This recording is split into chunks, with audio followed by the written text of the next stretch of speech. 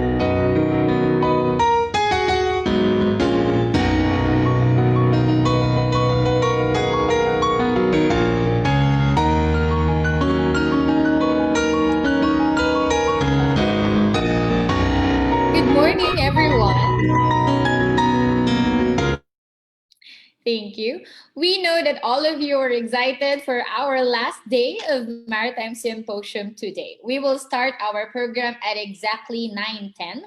But before anything else, we would like to remind our virtual participants to please keep in mind these reminders at all times. Make sure that your microphones are always on mute. We encourage everyone also to always turn on your videos for us to clearly have a feel of your presence in our event. And please put the name of the agency you belong to before your name so that we can recognize you during our program. And lastly, sit back, relax, and enjoy the program. In about 5 minutes, we will start our most awaited event. Thank you.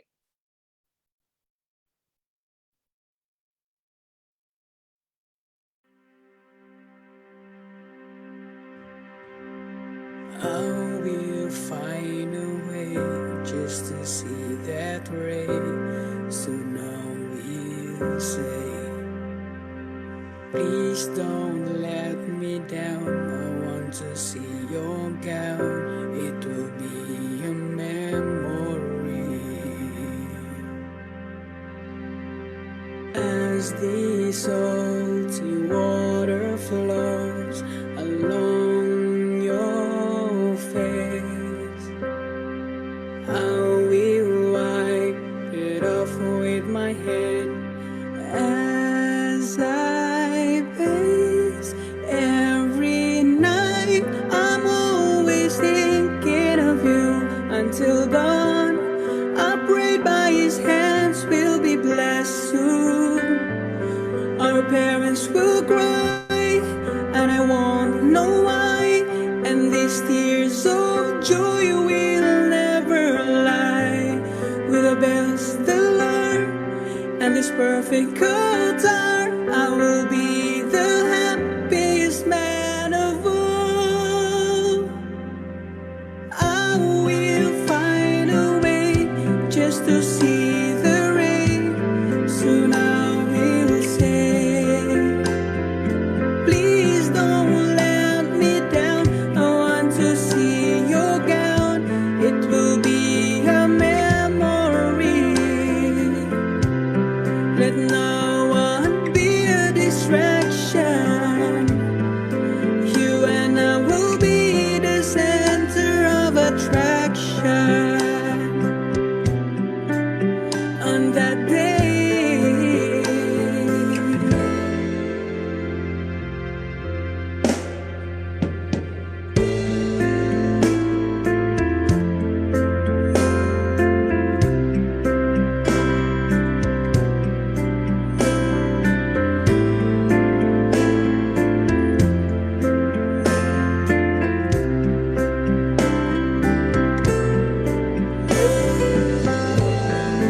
Minutes of my hours, you crossed my mind.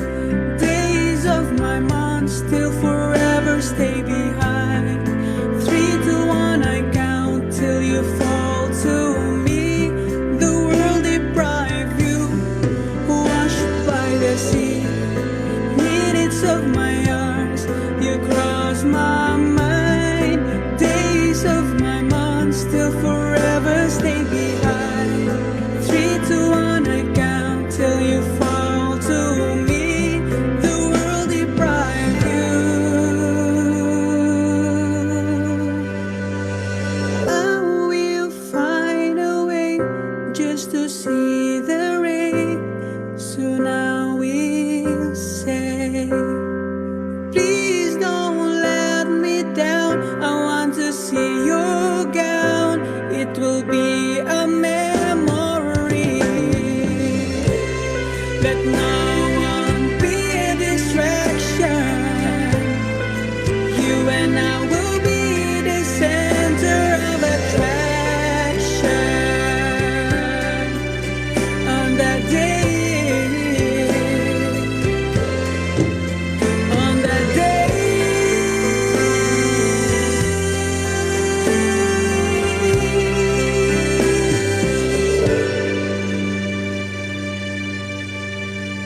On that day.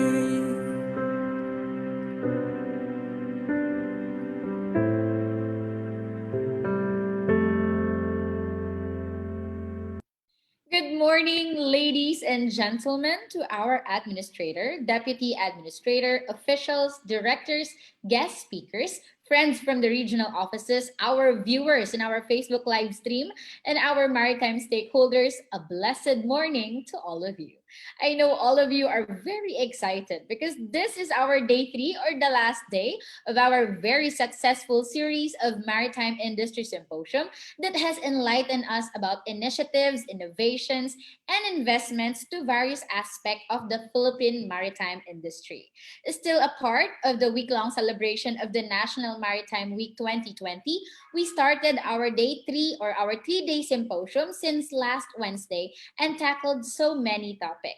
With the theme working together as one for sustainable maritime Philippines, we have discussed topics such as sustaining the course of the Philippine maritime industry, maritime manpower development, together with shipbuilding and ship repair development.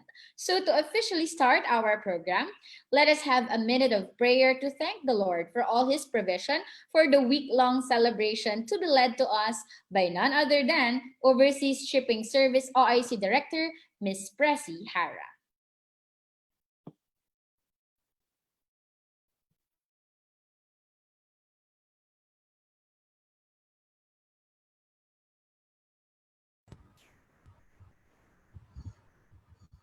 Let us bow down and respect the holy presence of God. Heavenly Father, we come before you to bless this 3rd day of the Maritime Symposium that will cover the initiatives, innovation, and investment on domestic and overseas shipping development.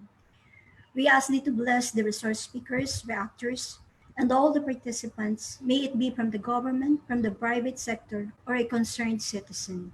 May your Holy Spirit guide us and lead us to a meaningful and fruitful discussion. May you give us wisdom and joy to work as one, as a team, towards consolidation of proposals and programs for the development of these 2 sectors, as well as the whole industry. As early as now, we thank you, Father, for giving success for this symposium. And finally, not our will, but your will be done for the industry. All these we ask and pray in the mighty and powerful name of our Lord Jesus. Amen. Amen. Thank you so much, Director Hara. Today is a very special day. Aside from this will be our last day of our symposium, we are graced today by a very honorable guest speaker. So to introduce to us our guest speaker for this morning, may we call on our Honorable Marina Deputy Administrator for Operations, Engineer Nanette Villamor Dinopol. Let's give her a big hand. Good morning, everyone. Good morning to our dear honorable guest speaker and to our administrator. At this point, allow me to share with you a short story of success that can be attained the old-fashioned way. That is hard work and faith in God's ability to work wonders. If you don't believe that this is possible, then you have not met our distinguished guest. He was not born into a life of privilege and dealt with unbelievable challenges growing up. But life has a way of figuring itself out. San Beda College took him under its wing, and made him a scholar from elementary to law school, where he graduated magna cum laude in philosophy in 1967 and cum laude in law in 1971. He started as an executive assistant from a prestigious Delgado Families Transnational Diversified Group and rose to become the company's president and CEO. From there, he built his own corporation, the Paris Group of Companies, in 2003. His foray in government started in 2012, December 2012, when he was appointed CEO and President of the Clark Development Corporation, or the CDC. Under his leadership, CDC reported a record-breaking of 1.49 billion worth of revenues from 2013 to 2015 and became the Company of the Year in Asia CEO Forum. Then in 2016, June 2016, he was appointed as the 18th Secretary of the Department of Transportation. He brings with him the values of hard work, incorruptibility, and the political will to get things done. Under his watch, he vowed to build the boldest and most ambitious transport infrastructure the Philippines has ever seen. By the end of his term, he would have been able to formulate a 30-year roadmap that will address traffic congestion and provide a consolidated nationwide transport system that is efficient, intelligent, and environment-friendly. Ladies and gentlemen, from such humble beginnings, he is with us today to grace the National Maritime Week. Let us welcome the Honorable Head of the Department of Transportation, our dakilang ama ng Department of Transportation, Secretary Arthur P. Tugade. Sir, good morning. Movers and friends in the maritime industry, sa inyong lahat, magandang umaga. I am honored to join you on the occasion of the National Maritime Week. It has been a year since we collectively came out with the Maritime Industry Development Plan, otherwise known as the MIDP, 2019 to 2028, a 10-year roadmap that harmonizes efforts of the different maritime stakeholders. But then, suddenly COVID-19 happened, all to our surprise, all to our chagrin. 6 months into the community quarantine, the maritime industry is still reeling from its aftermath. But this, however, did not weaken or dampen us. Instead, it inspired us to do more so we can overcome the challenge. Lagi ko ngang sinasabi at sinasambit, COVID lang ito, Pilipino tayo, mananatiling Pilipino. Thus, the DOTr and its maritime sector took the challenge as an opportunity to undertake the 3 I's: initiate, innovate, and invest. Tama nga ba't merong COVID-19? Tama nga ba't tayo'y natatakot at matatakot? Pero dapat ba tignan at sipatin lang natin ang COVID-19 dahilan sa tayo'y matatakot, o silipin natin at gamitin ang COVID-19 upang ito'y maging isang pamaraan para makakita tayo ng mga oportunidad nang sa ganon, notwithstanding COVID-19, makita natin ang paglago ng maritime industry sa ating republic.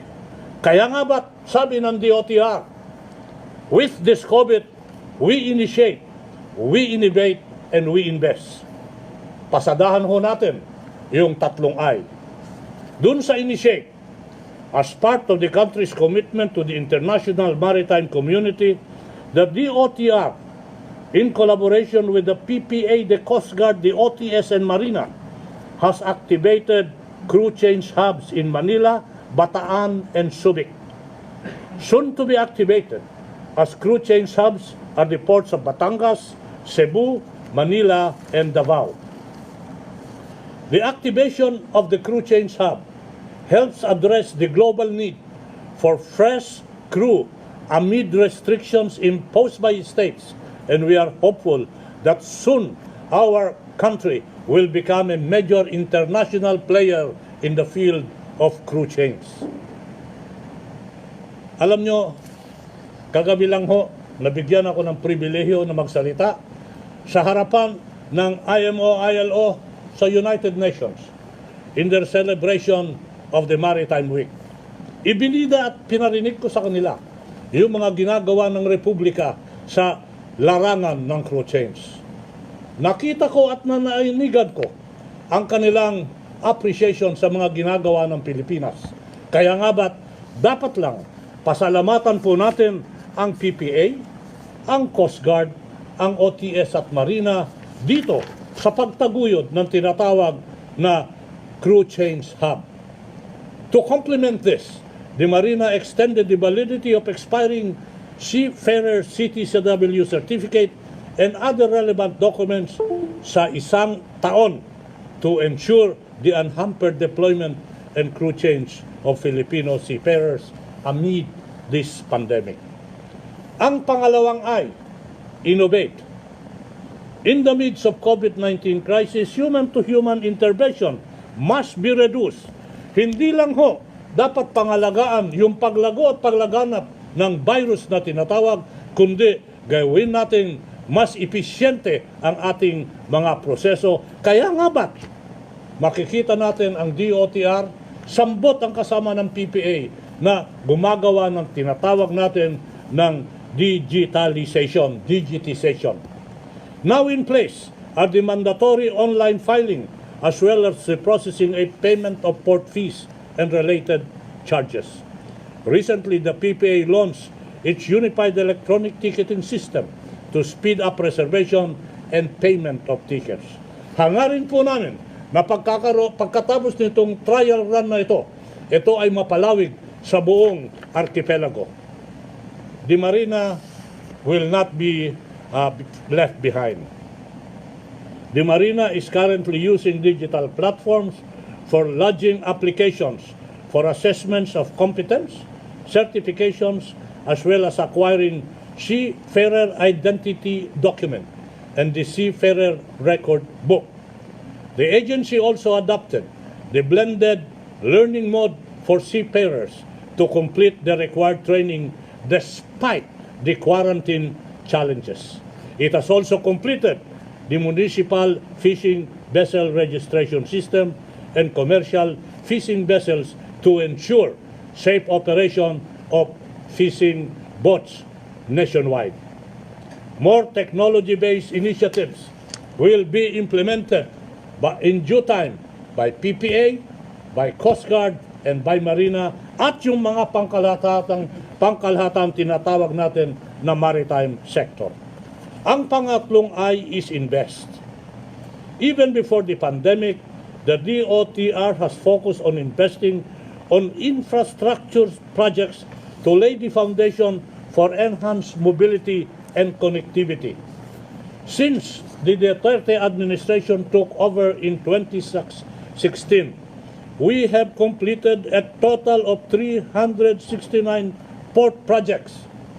Pero, liliwanagin ko kagaya ng sinabi ko kagabi sa United Nations. This year, despite the pandemic, we even virtually inaugurated 14 port projects by PPA.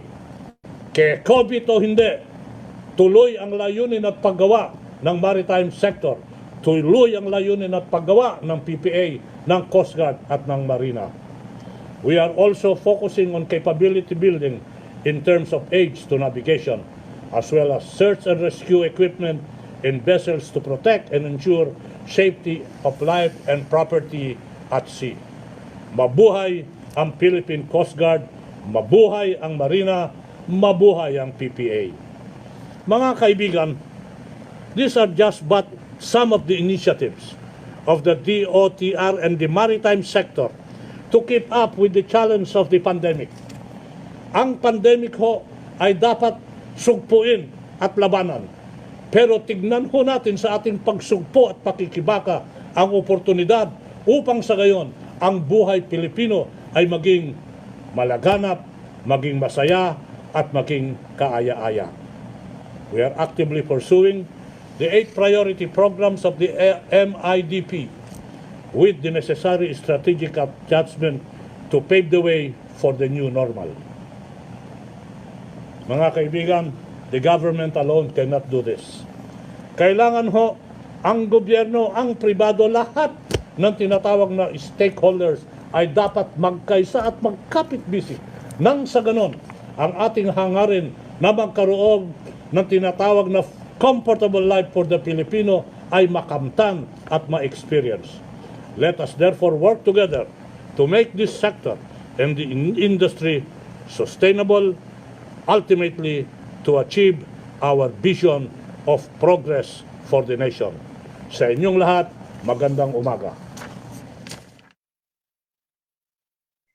we at the Marina, sir, would like to extend our sincerest gratitude to our very hardworking Transportation Secretary, Arthur Togada. Thank you so much, sir, for gracing this event. So, just a few reminders for our participants so that we may all enjoy a smooth and a very well coordinated symposium.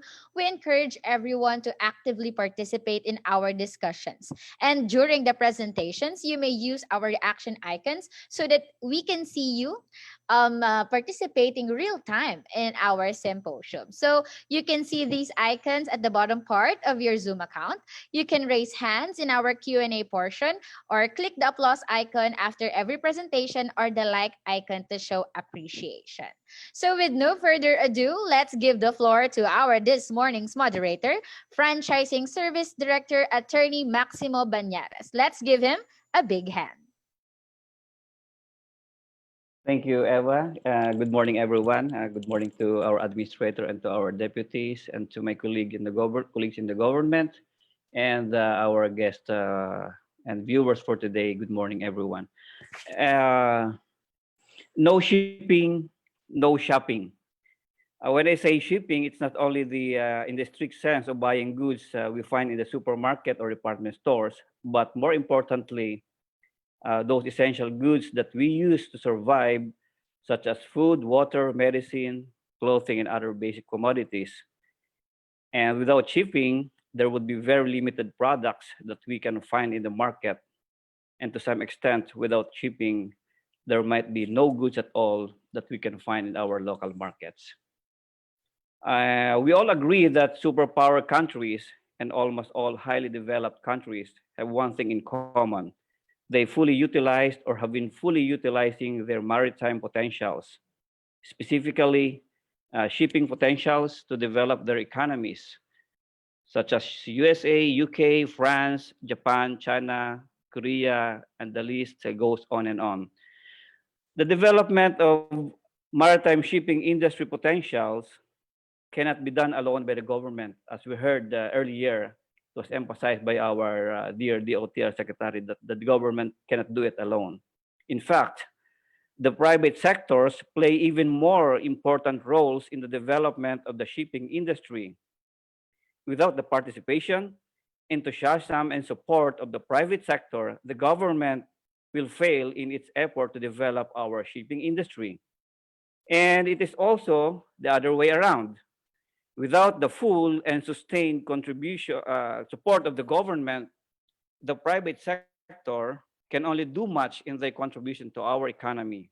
The success of our shipping industry is therefore dependent on the mutual enthusiasm, support, assistance, and collaboration between the private and government sector.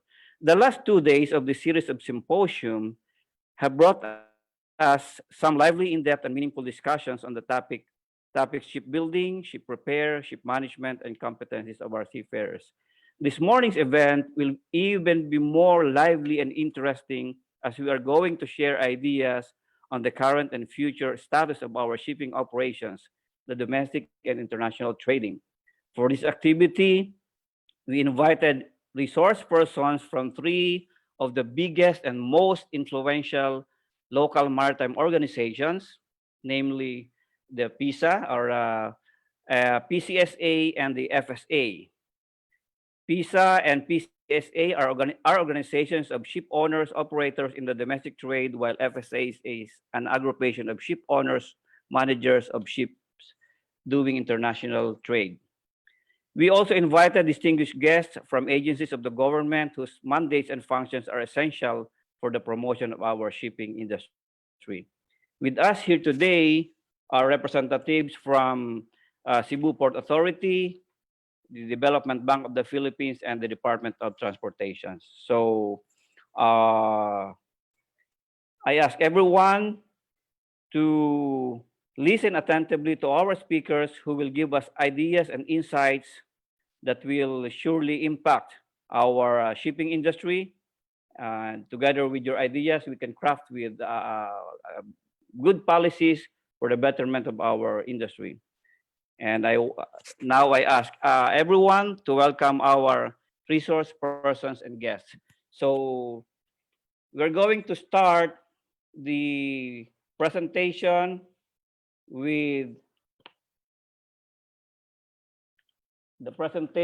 from the PCSA, or the Philippine Coastwise Shipping Association. The Philippine Coastwise Association is an aggregation of domestic shipping operators. It's the merging of the three most influential shipping organizations, formerly the BAPSCO, the UTAP, and the PROA. And take note that their honorary chairman is no less than the former President Gloria Macapagal Arroyo, and their chairman is a well-known name in the shipping industry, Mr. Lucio Lim, and their president, of course, is Mr. Paul Rodriguez. For today's event, Mr. Paul Rodriguez, the president of PCSA, will give us presentations about the initiatives, innovation, and investment in the domestic shipping industry. The floor is yours, Mr. Rodriguez, please. Good morning, ladies and gentlemen. In behalf of our president, Mr. Paul Rodriguez, this is Egay Nicolas, the OIC administrator of the PCSA speaking.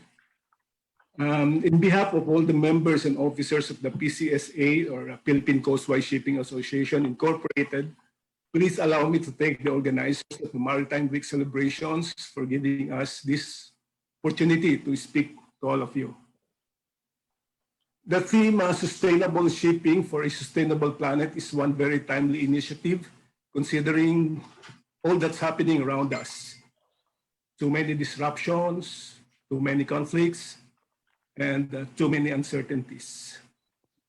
However, I took note of the opening speech by our Marina administrator, where he quoted the Bible verse of the 1 Corinthians chapter 1, verse 10, which I believe is a call for unity with the same mind and purpose, and that we agree in what we say and eliminate divisions among us. I find the relation striking, as we cannot even think much more speak about sustainability if we ourselves cannot agree among ourselves. It's time for unity, and PCSA is hoping against hope that this will finally come into fruition with the new administrator who advocates this virtue. We believe that unity can best be achieved by constant two-way communication among all stakeholders. Emphasis on two-way. We don't just talk, we also listen. And as we listen, we try to understand. And as we try to understand, we foster trust, and trust breeds union. Speaking of unity, this brings me to give a little introduction of our association, the PCSA. Next slide, please. Next, please. Okay, Philippine Coastwise Shipping, as mentioned earlier, is a union, some call it aggregation, of three major maritime organizations based in Cebu: the BAPSCO, or the Visayan Association of Ferry Services, the PROA, or the Philippine Ro-Ro Operators, and the UTAP, the United Trampers Association. As you can see, these are three big organizations by themselves. The associations registered with the Securities and Exchange Commission, managed professionally. We maintain our secretariat and office in Cebu. We have engaged a Manila-based law firm and another one in Cebu under our group. While the organization is Cebu-based, we have under our more than 50 ship owners and operators all over the Philippines as members. As our membership is mostly from the medium and small ship owners and operators with collective operations in all ports nationwide, big and small. We also count on truckers, maritime schools, seamen's organizations, and business partners as members or resource groups. We are managed by a set of prestigious board of directors who built a name for themselves in the maritime business.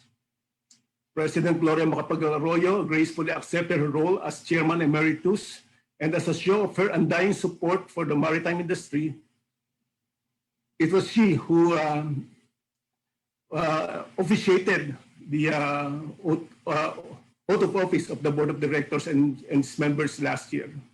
And she being the brains and the principal executor of the Philippine Nautical Highway, a major legacy initiative that is something we cannot live without nowadays. The advocacy of the PCSA is to give a louder voice to small and medium-sized operators nationwide.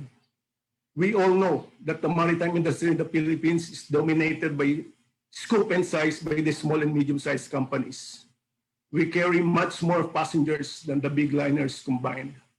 We operate the most ro-ro vessels nationwide, vessels that serve as the floating bridge that move goods more efficiently and any other means. PCSA fully supports the theme working together. Next slide, please. We support the theme working together as one for sustainable maritime Philippines. We set the face in unifying our groups because we believe that unity will bring us that sustainable maritime country in general.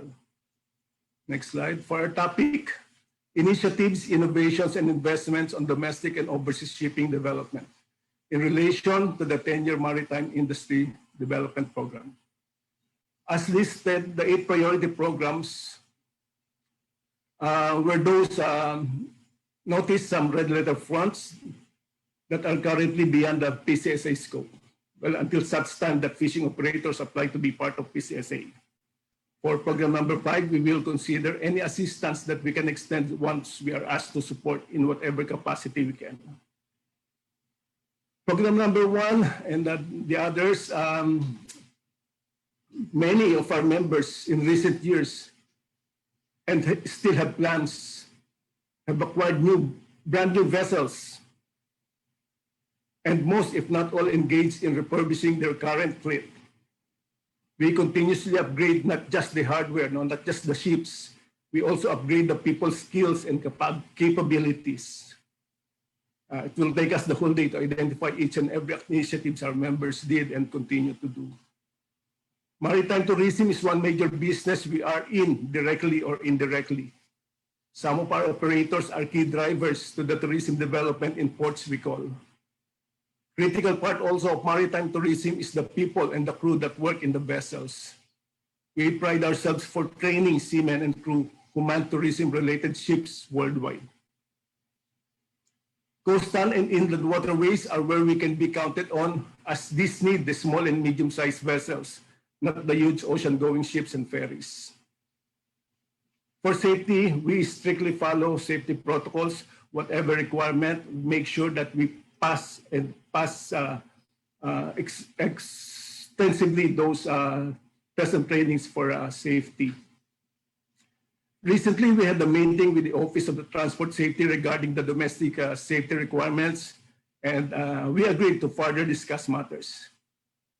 We as a group don't believe in doing a cut and paste international standards and apply them domestically. There are many peculiarities with domestic operations, especially the short and the medium distance routes. And we believe that these should be dealt with holistically. A good start is the assurance that infrastructures are ready. We cannot have ports that cannot even supply the basic necessities such as water and electricity. Well, to summarize, the PCSA is a partner of the maritime authorities to further the growth, modernization, and sustainability of the domestic maritime industry. We will continue to invest in modern vessels our country can be proud of. We will continue to train and develop seamen who will eventually man global ships and ferries. We are open to unity with all stakeholders of the industry, and we are more than willing to lend our voice for the small and medium-sized operators, just as we expect to be heard as well. Thank you very much for your time.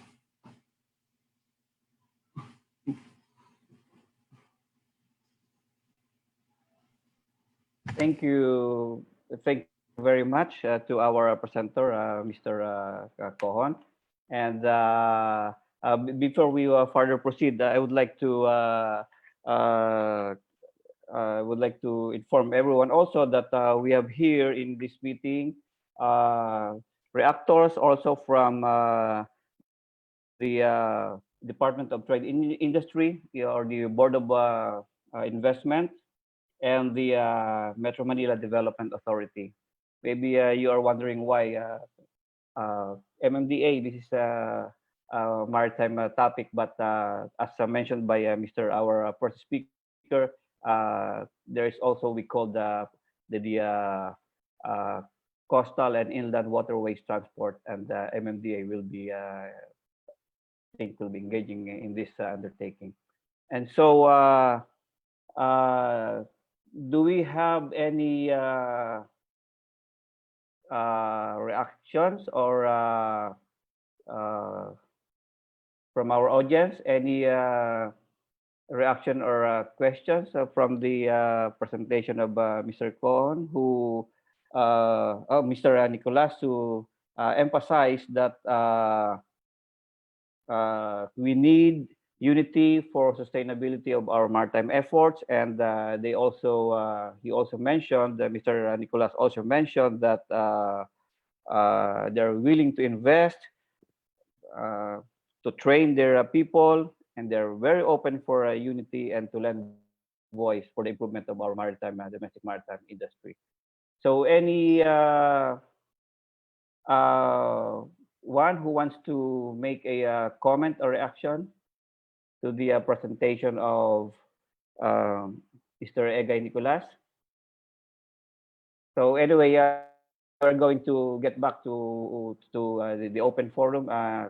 If there is none for now, we're going to proceed with our second resource person, a resource speaker, which is the Filipino Shipowners Association. So the FSA, or the Filipino Shipowners Association, FSA, is an organization whose members are involved in overseas shipping and participate in the transport of the country's trade. The FSA has been the primary voice of the Philippine overseas shipping industry, and it has initiated meetings and discussions on maritime issues of concern with the concerned government agencies, and represented the interest and association its members in various national, regional, and international fora. It is a member of the Federation of Asian Shipowners Association, or the FASA, where it joins its counterparts from Brunei, Malaysia, Indonesia, Singapore, and other countries of Asia. And the FSA has assumed the chairmanship of FASA for the years 2014 to 2015. Currently, the FSA has the chairman, Mr. DARIO ALAMPAY, and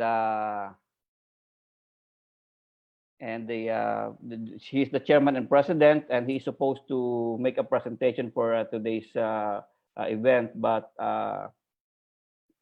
they sent a word that they cannot do it for an urgent reason. So for now, on behalf of FSA, there will be a presentation to be made by the Overseas Shipping Service of the Maritime Industry Authority, who will be speaking on behalf of the FSA. So I give the floor to Ms. Presihara, who is the OIC Director of the Overseas Shipping Industry, to give the presentation on behalf of the Filipino Shipowners Association. Ms. Presi, the floor is yours, please.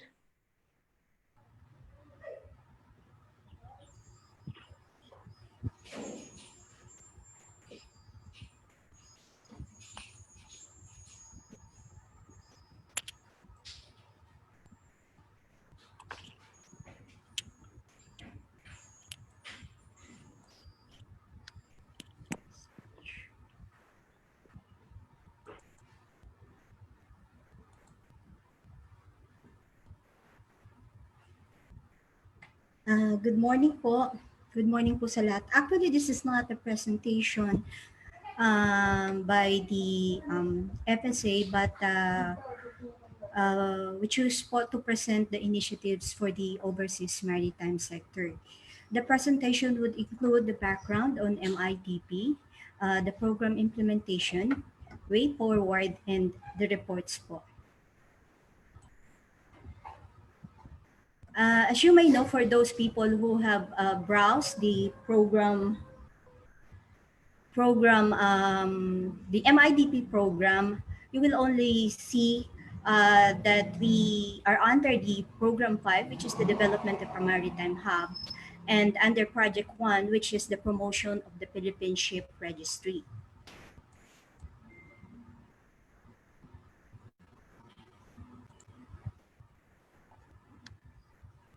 So just to give you a background, before we have identified the problem and issues, which includes a high cost of doing business, inability to fully comply with the international and regional commitments, limited incentives to ship owning, ship registration, fragmented maritime administration, and restrictive laws.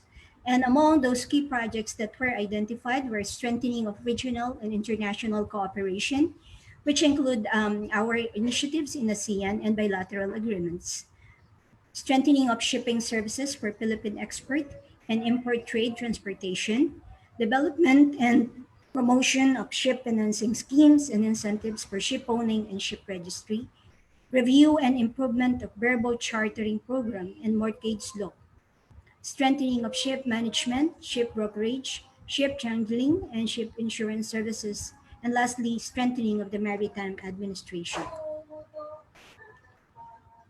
So among those programs that were identified to be implemented until 2018 includes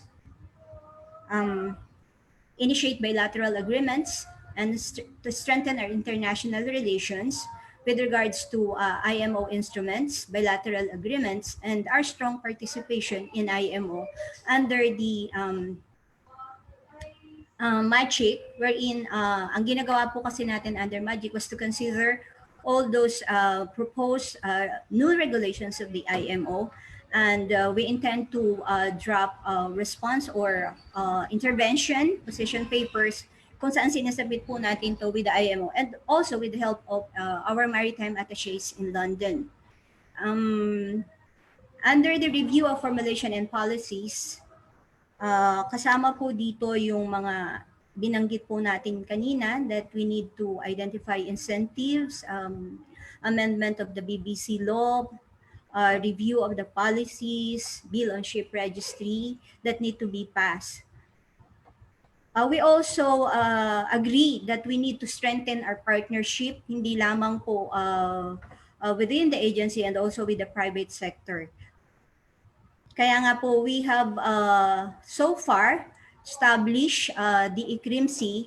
Ito po yung Interagency Coordinating Committee on the Ratification of Maritime Conventions, kung saan po ang mga ahensya po ng gobyerno ay nagkakaisa at nagtutulong upang pag-aralan po yung mga posible pa na ipasa po natin na mga conventions po. Dito po natin inaaral kung kailangan pa natin, are we going to be benefit on a certain convention that we are going to pass, kailangan ba o hindi po. We also intended po yung sa IMSAS, palakasin po ito kasi come October 2022, the Philippines will be audited by the IMO. Kaya po nag-establish tayo ng Interagency Council to handle this one. Dito rin po, interagency pa rin po ito because we believe that it's not only marina, but it is the airport of all the maritime, Philippine Maritime Administration na magsusulong po para po tayo ay makapag-perform ng maayos at pumasa po sa audit come 2022. So for the EO on IMSAS, ito po ay napasa na po last year and we are already implementing po yung mga estratehiya po na na-identify namin that we have to do for us to perform effectively and implement the conventions that we are a party to. Yung EO naman po sa ICRIMC, sinusulong din po namin ito upang mapalakas po yung ating collaboration among agencies po para po sa pagpapasa ng ating mga conventions. Lastly, we also included in the implementation was the reorganization of the office related to overseas para po mapalakas pa po natin yung component na nag-handle po ng ating international maritime commitments. We are pushing for the approval of maritime attaché plantilla positions and also work for the additional plantilla positions po.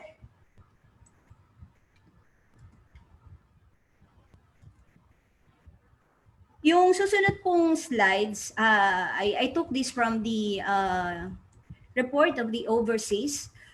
This is our way forward for the year and years beyond.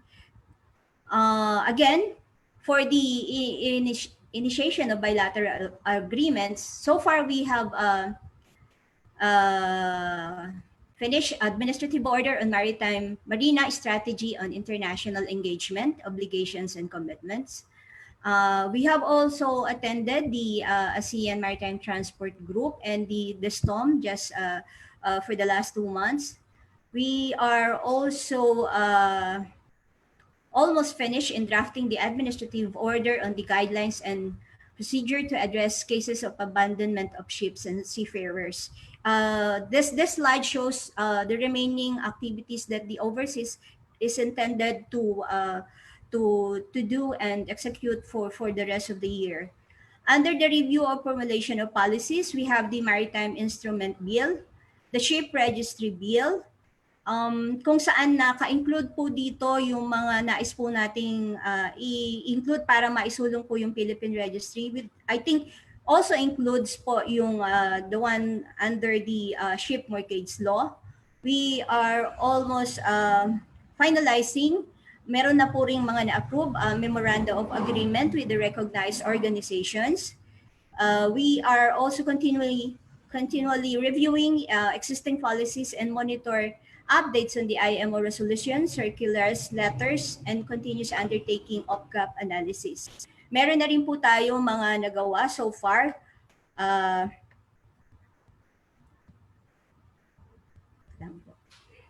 So far, for the circulars with regard to IMO, lalo na po in particular yung po para sa COVID-19 measures.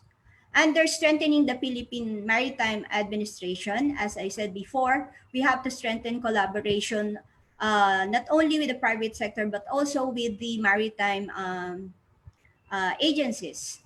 So, sinusulong po namin yung Magic Correspondence Group dahil ngayon nga po very limited na yung meetings natin nagagawa na face-to-face. So, sinusulong po namin yung Magic Correspondence Groups and support to our Maritime Attaché in London. Yung pong ICRIMC ratification package on Priority Maritime Convention and implementation. So far po, we have identified already those agencies po na focal point po para po dun sa mga natitira po pong conventions that we are studying whether we are going to ratify po or accede. We have also IMSA's preparatory activities that includes po yung mga webinars po para ma-repress po yung mga agencies with regard dun sa ating po mga III code, yung mga framework under IMSA's. We are also working for the Joint Department Order for the creation of the Interagency Committee on the IMSBC Code and looking forward po for the Train-the-Trainer activity under MEPSIS and glow fouling projects and domestic ferry safety. Also, we are supporting po yung establishment po ng ating Marina Training Institute in Bacolod and the we have just finished the OSS biennial report kung saan po nire-report ng Marina yung po mga accomplishment under the overseas sector. Under the modernization and reorganization and restructuring, kasama po dyan yung all SIMS. Ito na po yung online application under the overseas shipping service. refiling of the DBM approval for additional plantilla position. And we also support the OSSR project. Ito po yung reorganization ng Marina. And we also will continue for the filling up of vacancies. So, very short lang po ito, but for you to understand more what we are doing in the overseas shipping sector, we encourage po everybody to visit the Marina website and do read our accomplishment report encapsulated in our biennial report titled Looking Back, Sailing Forward for the CY 2016-2017, and hoisting the sails full speed ahead for the calendar years 2018-2019, which we intend to publish this year. Pareho na po siyang available sa marina.gov. In here, you will see not only the accomplishment, but also the plans and programs for the industry. So, that ends my report. Salamat po. Mabuhay ang industriyang maritima. Magandang umaga po sa ating lahat.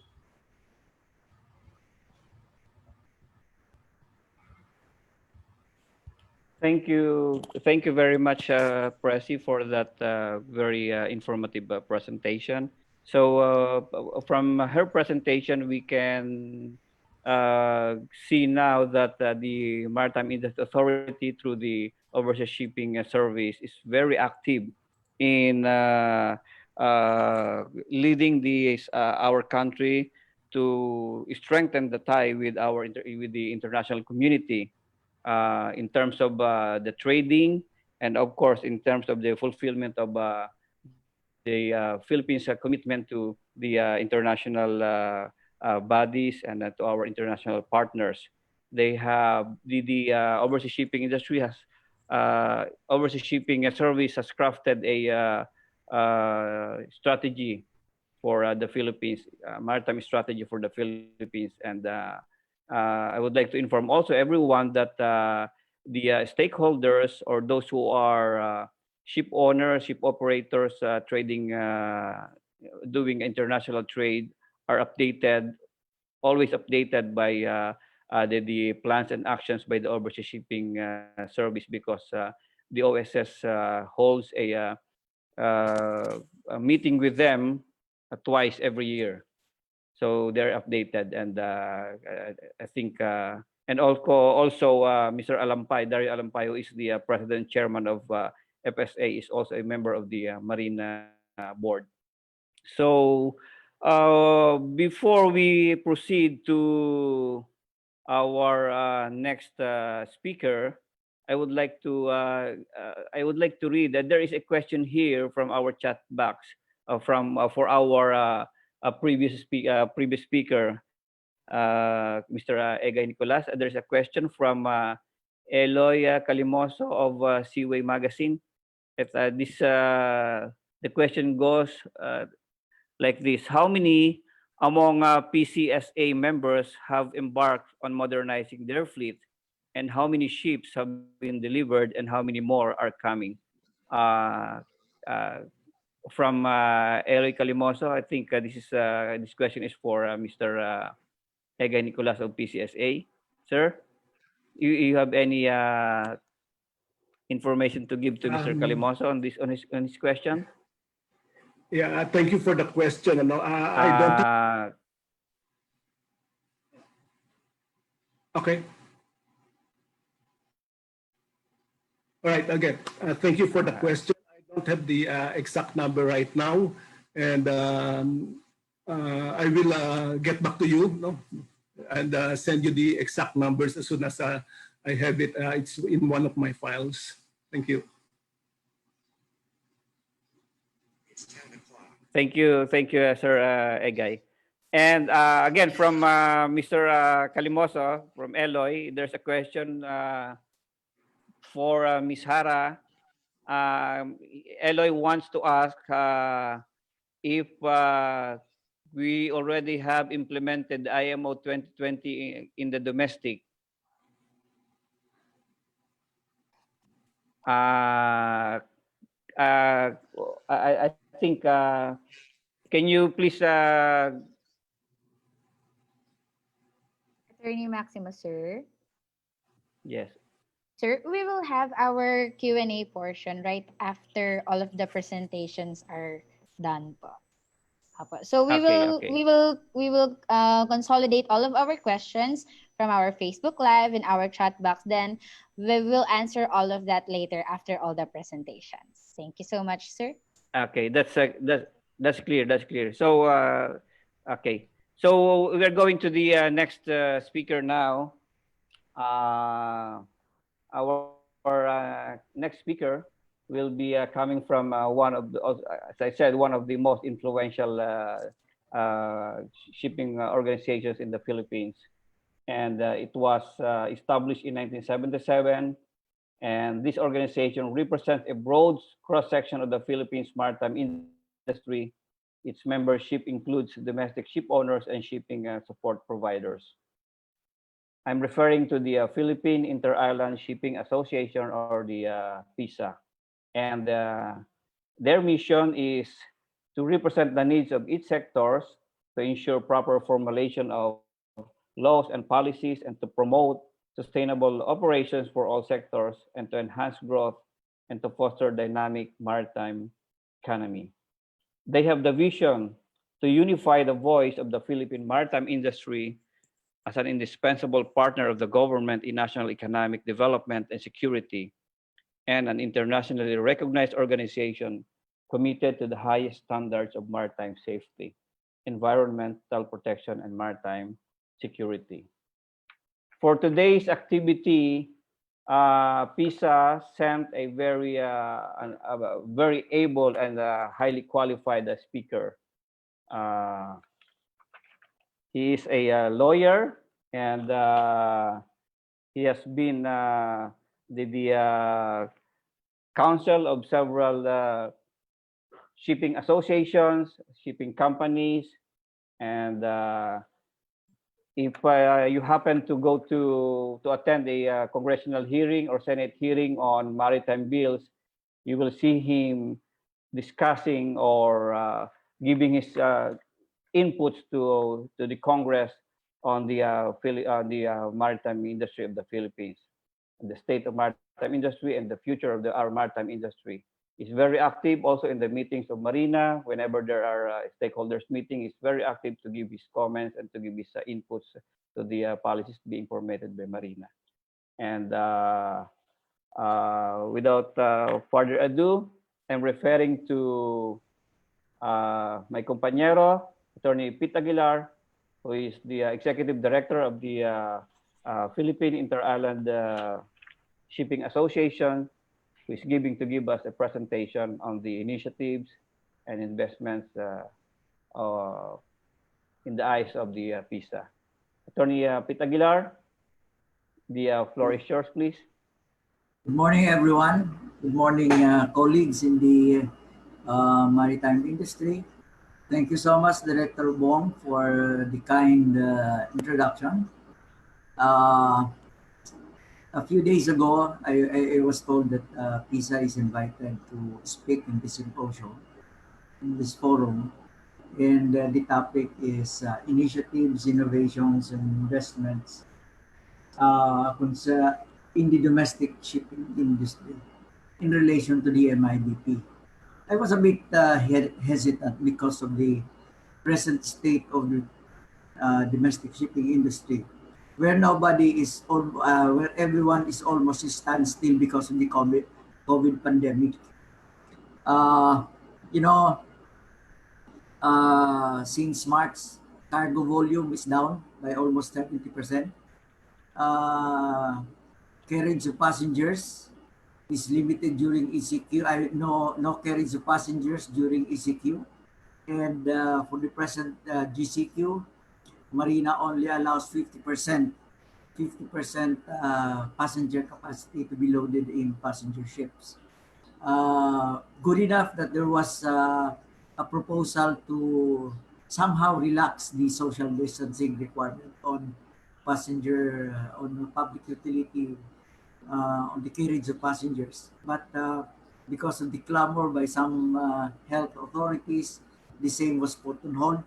I'm referring to the reduction from 1 meter distance to 7.75 to 0.50, and eventually to back to normal. And the other reason why our members are quite hesitant to make expansion is because of the sword of Damocles, so to speak, that is hanging over the head of the industry. I'm referring to the Senate bills and the bills that was passed by the House of Representatives on the amendment of the Public Service Act, where it simply defines what a public utility is. And under those bills, there are only four industries that are considered that are to be considered as public utilities. One is power distribution. Second is power this I forgot the other one, but the two other industries are sewer distribution, water distribution, and sewage industry. The net effect of those bills is to lift the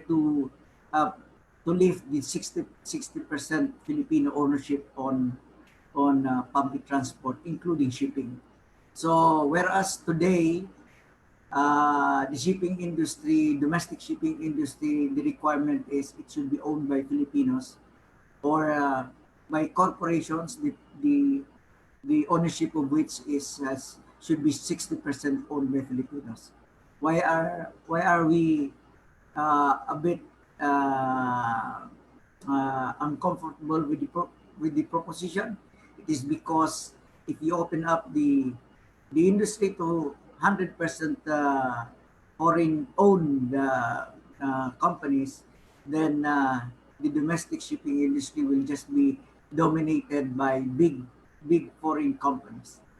Anyway, going back to my presentation, I think if Director Bong can show the presentation. Director Bong, I emailed my presentation. Can you flash it on the screen? Secretariat, okay, I'm trying to retrieve it, share the screen.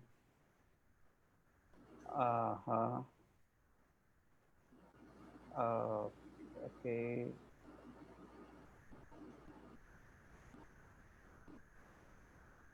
We will try to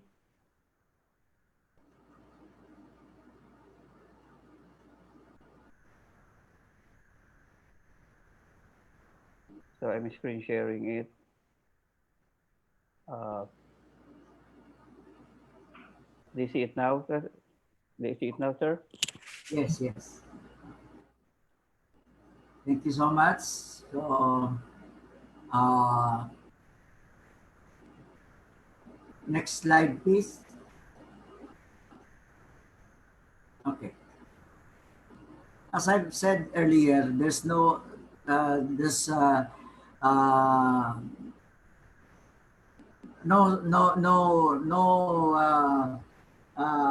I cannot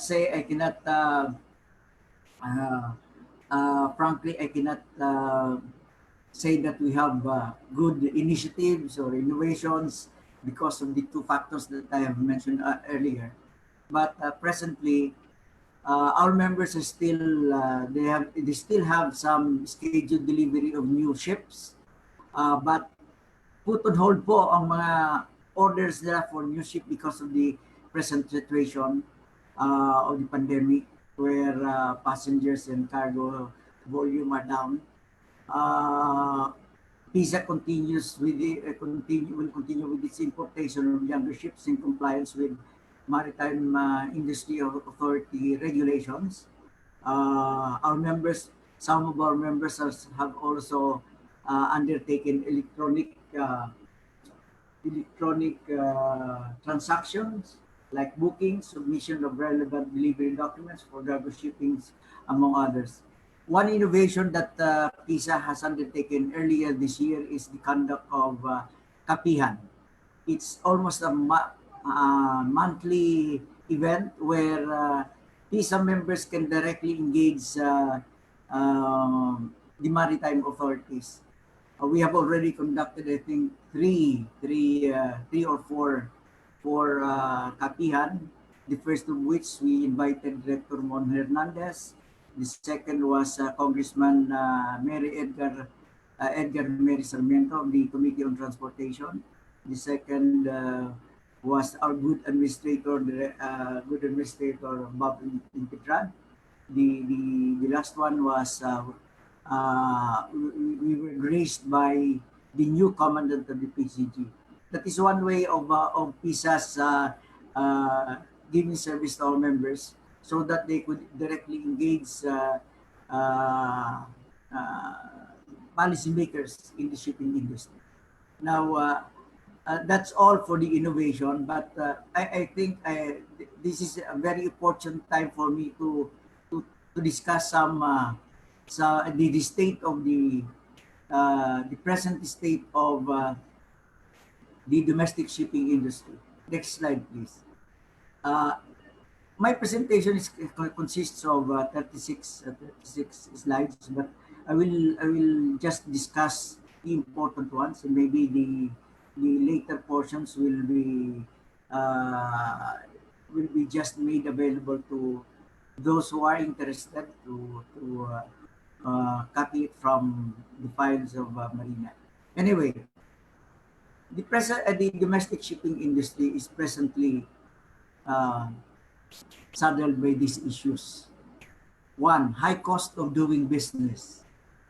Two, lack of economies of scale. Third is the lack of connectivity, network planning, and consolidation. Fourth, poor port infrastructure. And the last one is the conflict of interest of port regulator. Next slide, please.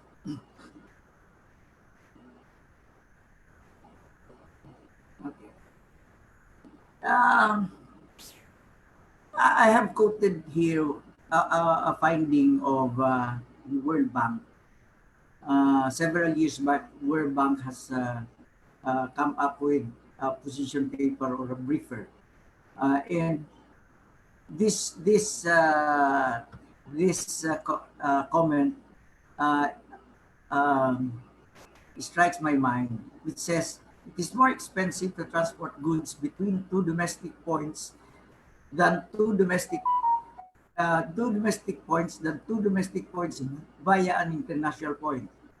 For example, transporting goods in a 40-foot container from Manila to Cagayan de Oro costs some $1,860, but transporting between Manila and Cagayan de Oro via Kaohsiung would reduce the tariff by $716 to only $1,144. Alam po ninyo, ito po yung sinasabi ng mga traders sa Mindanao na sinasabi nila when I attended the public consultation of the MMDA in Davao, I've heard of the complaints of Mindanao traders na ang sabi nila is mas mura pa niya ang magpadala kami ng isang container from Davao via Taiwan, probably referring to Kaohsiung, and then back to Manila, rather than shipping one container direct from Davao to Manila. The question is, totoo ba to? Is this true or not? Maybe it's true, maybe it's not. But if it's true, ito po ang mga reason why that is so. Next slide, please. As I mentioned earlier, the current situation, we have the domestic shipping industry is faced by the first issue, high cost of doing business. Ano po ang mga contributory factors dyan? High cost of vessel acquisition, high fuel cost, high cost of dry docking. Next slide, please. High cost of fuel. I just highlighted in yellow an important feature ng high cost of fuel. Fuel is the largest cost item at 27% of total revenues, not 41% of total operating expenditures. In contrast, yung mga foreign shipping lines, so mas mababa ang cost nila ng fuel. Industry insiders explains that the Philippines is more expensive since it is not subsidized and the 12% VAT is imposed on top of excise tax and import tariff, while fuel in Singapore, Malaysia, and Indonesia are subsidized and are levied lower tax rates. Ito po ay kinuha ko sa study ng World Bank. Hindi po study namin to. In fact, when I had some engagement with Marina, their figure is that fuel accounts for 50% of the operating cost of a vessel. So, one reason why if you ship via foreign shipping lines, talaga medyo mababa ang rate nila compared to the domestic. And the other reasons will be discussed in the succeeding slides. Next slide, please. High cost of dry docking. Ito pong kino-quote ko to. If you will notice in the slide, it's underquote because this was taken from the study of the World Bank. It says dry docking repairs and maintenance can reach as high as 26% of revenues. In contrast, the average dry docking cost in the region was 50% cheaper and up to 3.5 times cheaper in the case of China. The high share of dry docking repair and maintenance of total cost reflects government regulations that mandate domestic ships to dry dock in the Philippines. This has resulted in higher repair and maintenance costs in slower repair time. Bakit po mataas ang dry docking? Isa na lang ang cost of power natin. You all know that the power cost in the Philippines is one of the highest in Southeast Asia. Sa dry docking, you need power. So, yan po ang one reason why it is so. In under Presidential Decree number 1221, regardless of the size of the vessels, of the Philippine registered vessel, it has to undergo dry dock in the Philippines. The same PD only allows dry docking abroad in very exceptional cases. Next slide, please. Lack of economy scale. One of the key reasons for high shipping costs is small trade volumes that do not justify big ships that can benefit from economies of scale. Simple lang ho ito ang ibig sabihin ng economies of scale. If you have a bigger ship, if you load to a bigger ship, the bigger ship can offer less freight because kukunin po nila sa volume. Sa atin, maliliit ang vessels natin. If we're speaking of ships, foreign ships, pinakamaliit na siguro dyan, 2,000, may natin 1,000 TEU capacity. Compared to the domestic, which is around 300 to siguro 800. There was a time when we have a member who has imported a 1,000 TEU ship.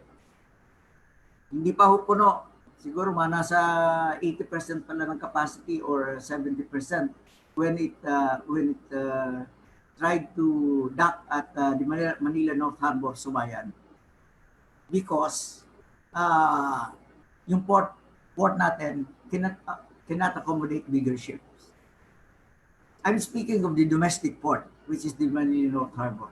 To the credit of the PTA, with the privatization, na-improve po ang situation ng Manila Port Harbor.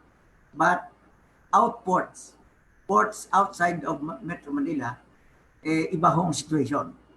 Talagang they can only accommodate small ships. The rule of thumb in shipping is that the bigger the ship, the lower is the freight. The smaller is the ship, the higher is the freight. Next slide, please. Again, on the lack of economy scale, ito po ang observation naman din ng World Bank. Within the Philippine domestic cargo trade is also also relatively small. In 2011, domestic cargo throughput in the Philippines amounted to 102 million metric tons, or equivalent to 35% of Indonesia's 291 million metric tons. Ironically, compared to Vietnam, a non-archipelagic country, Philippine throughput is only slightly higher than Vietnam's 80 million metric tons. Philippine commodity flow data revealed that most of the domestic sea trade is concentrated in just few shipping routes. Routes servicing the port of Manila, the largest port in the Philippines, account for around 47% of total Philippine domestic sea trade. 8 other routes out of the total of 137 routes account for another 10% of total domestic sea trade. Next slide, please.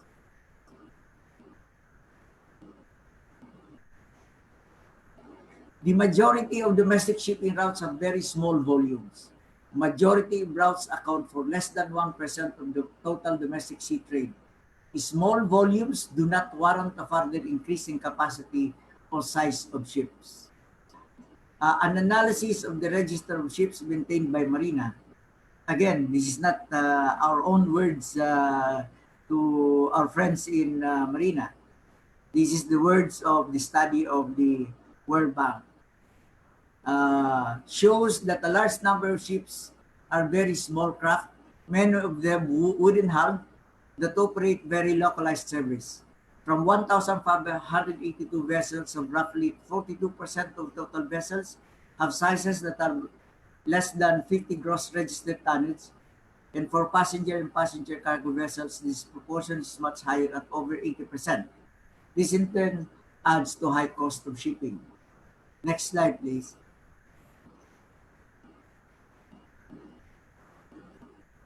Ito ang this one is the one that we have pointed out, ang peculiarity ng domestic shipping. Trade imbalance between northbound, southbound traffic and vice versa. Moreover, many routes have the predominantly one direction traffic. For example, ships flying in Manila to Cebu route are often filled to capacity, but the reverse route is filled below capacity. In Tagalog, papunta ho vessels namin to Cebu or somewhere in Visayas, posible yung puno yan, or if not puno, it's 80% or 70% capacity, pero pagbalik ho niyan, swerte na kung mayroong makuha 20% cargo capacity.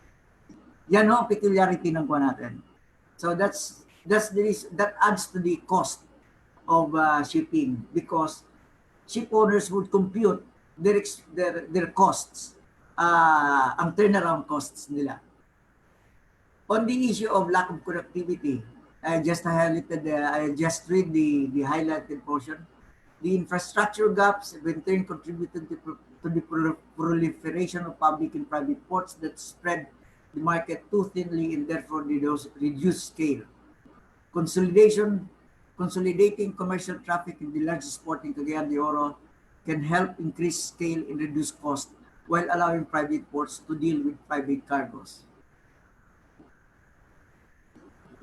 The first part of this slide is also material. The lack of market scale is exacerbated by the lack of connectivity, network planning, and consolidation.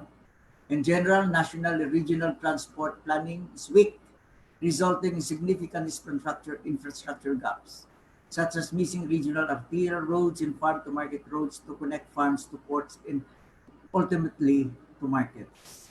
Next slide, please. Poor port infrastructure.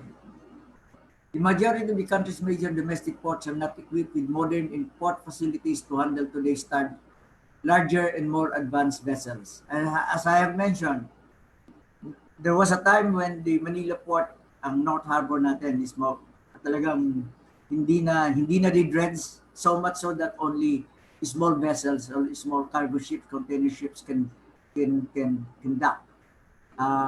Again, to the credit of PPA and the port operator, na bago na ang situation dyan, but outports, ganun pa rin.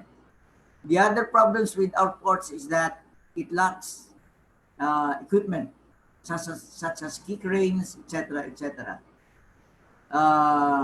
For Manila Port, because of the investment of the port operator, we have, I think, sufficient key cranes. But outports, the story is different. In Cebu, there are some but inadequate. Konti lang ang mga key cranes nila. Iloilo, Davao, wala akong mga key cranes yan. Net result, we have to maintain, we have to buy vessels that are geared. Yung mayroon silang sariling cranes on board the vessel. And geared vessels, we call it geared vessels. Geared vessels are more expensive rather than those that are not geared. We have no choice. Domestic shipping lines have no choice but to buy geared vessels because of the fact that some ports do not have port cranes. Next slide, please. Conflict of interest on port regulator. Again, this is the words of World Bank, not ours. Which personally I affirm, the PTA is both a regulator and an operator of ports. It sets cargo handling rates for all ports, but also receive at least 10% of all cargo handling fees. This not only raises the cost of shipping, but also gives rise to real or perceived conflict of interest. This conflict of interest could be removed by shifting away from its port operations mandate so that it can focus exclusively in its regulatory mandate. Just a side comment.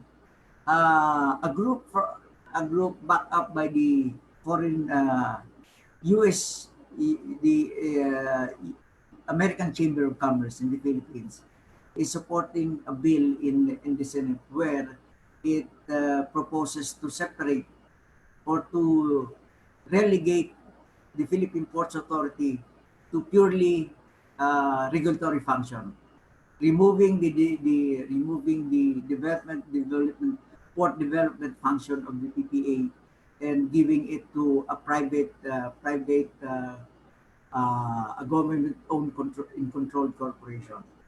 Sa amin po, what PISA supports is, yes, remove the developmental function of PPA, relegate PPA as a purely regulatory agency, which is primarily tasked with rate fixing, similar to the ERC and the TRB, the Toll Regulatory Board, but remove the developmental function because of the perceived conflict of interest.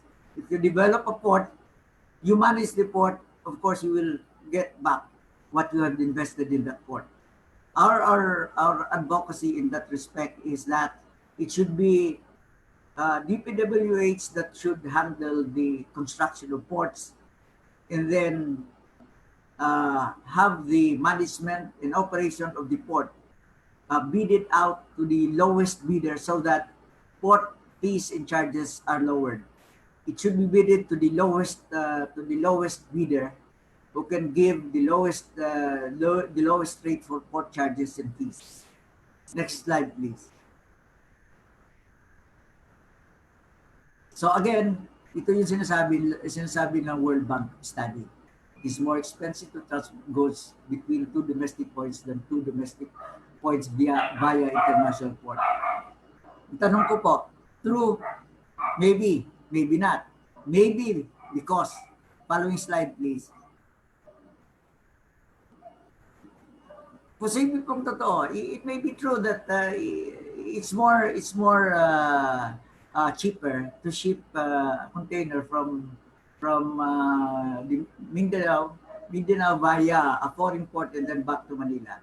But ito ang dahilan kung bakit. International shipping lines benefit from economies of scale as they tend to have larger container vessels carrying at least 820 foot equivalent unit compared to local cargo vessels with 150 to 200 TEU capacity and significantly less for passenger break bulk and container combination vessels. Vessels utilized in domestic shipping are geared vessels, ito po yung sinasabi ko kanina, which are more expensive to acquire and operate, given the limited supply of geared vessels. Most ports in the Philippines do not have specialized cargo handling equipment needed to service gearless container vessels. Container vessels on international routes are normally gearless, without cranes, since the ports they serve have complete cargo handling capacity. I repeat, these are the findings of the World Bank, not ours, but this is true. The other reasons stated in that study, international liner shipping operates under a different regulatory and market environment and is not subject to the same rules as domestic shipping in the Philippines. Vessels are often registered under the so-called flags of convenience, which bring certain cost advantage. Please take note na mga foreign shipping lines registered under the FOCs or flag of convenience do not pay taxes. They can register the vessels without even physically going to that flag of registry. They are not subject to rigorous safety standards as the Philippine registry. So they have a cost advantage over domestic ship. Okay, can you go back a little bit? Can you go back? The last reason noted by World Bank is freight rates are strongly influenced by the direction of trade. If trade is significantly imbalanced, rates in the higher volume direction will be much higher than in the reverse direction. Ito po yung sinasabi namin trade imbalance.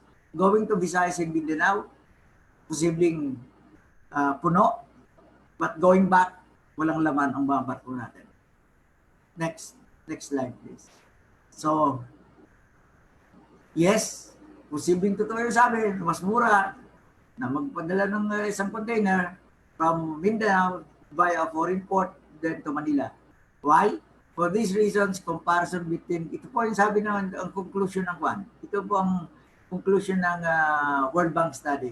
For these reasons, comparison between international and domestic freight rates cannot be regarded as firm evidence that domestic freight rates reflect excessive costs or that domestic shipping operators are making excess profit.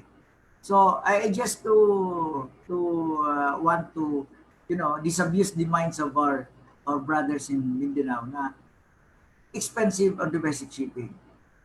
Siguro expensive because of the reasons that I cited and which were noted by the study of the World Bank. Comparing the foreign shipping lines to domestic shipping lines is just like comparing apples and oranges. Huwag mo tayong magganon. Let us compare apples to apples or orange to orange, not to orange to apples.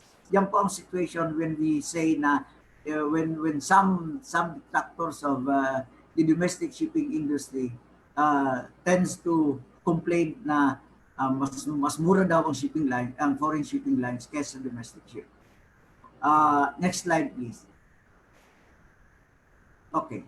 On your screen is the comparison of the cost of foreign shipping lines, the cost that foreign shipping lines incurs in the domestic shipping lines. On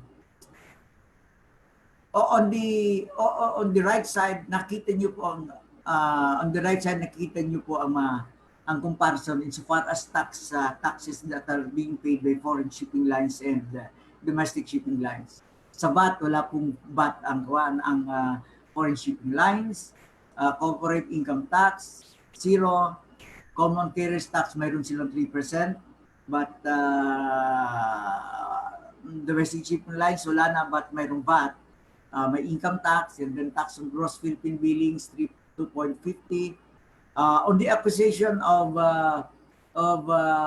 steel plates, spare parts, and other supplies, we have domestic shipping lines are slapped with 10% duties and taxes and 12% VAT.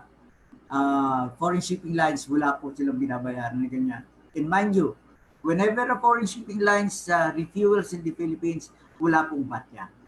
Wala pong VAT yan, wala pong duties and taxes ang binibili ng tax. Ang domestic shipping, for fuel purchases of domestic shipping companies are subject to duties and taxes plus VAT of 12%. Okay? And what exacerbated the situation is the passage of the trade law, where an additional, as of this year, an additional 6% excess tax were imposed on fuel purchases of domestic shipping lines along with lubricating oil. Next slide, please. So, binalikan ko lang po yung yung findings ng, with this slide, I just went back to the observation of the World Bank study na expensive, mas mura daw mag-ship, etc. etc. Ang sagot ko dyan, personally, maybe not. Why? No proof presented that actual shipment was made from Manila to CDO via caution. Domestic cargo loaded on a foreign vessel is treated as imported cargo subject to import duties and taxes. And recently, I think 2 years back, the co-loading law, Republic Act number 10668, prohibits foreign ships to load domestic cargo. Next item, please. Next slide. So, we now go to current challenges. Ano po ang mga challenges natin sa high cost of doing business? One is the expiration of the incentive under Republic Act 9295. Remember the Republic 9295 or the Domestic Shipping Development Act was passed in 2004, and there were provisions on incentives.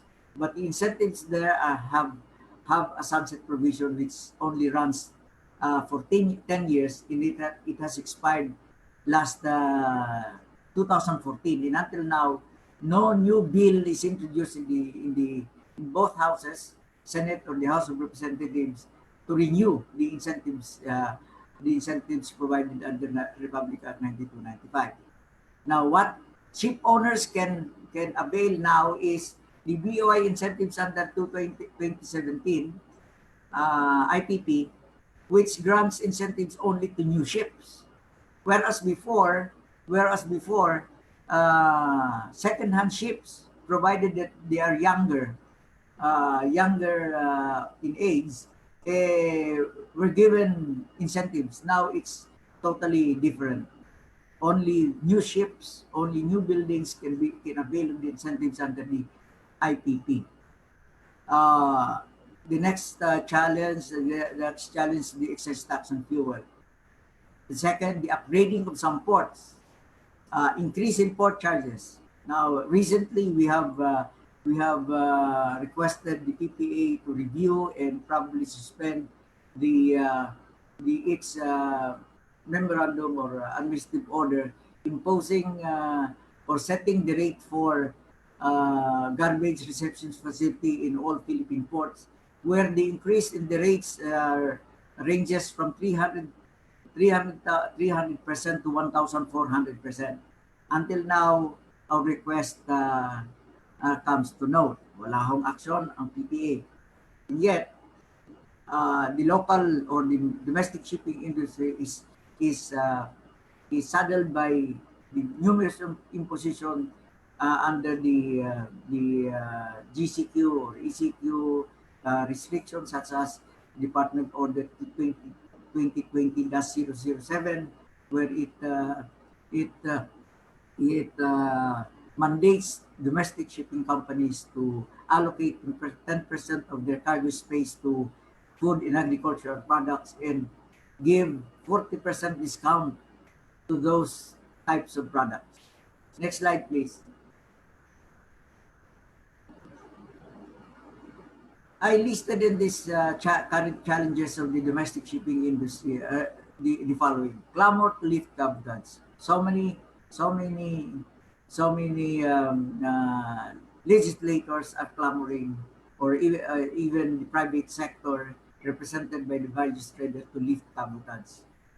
One reason given is that they say that if you allow foreign shipping lines to do domestic trade in the Philippines, you will lower the cost.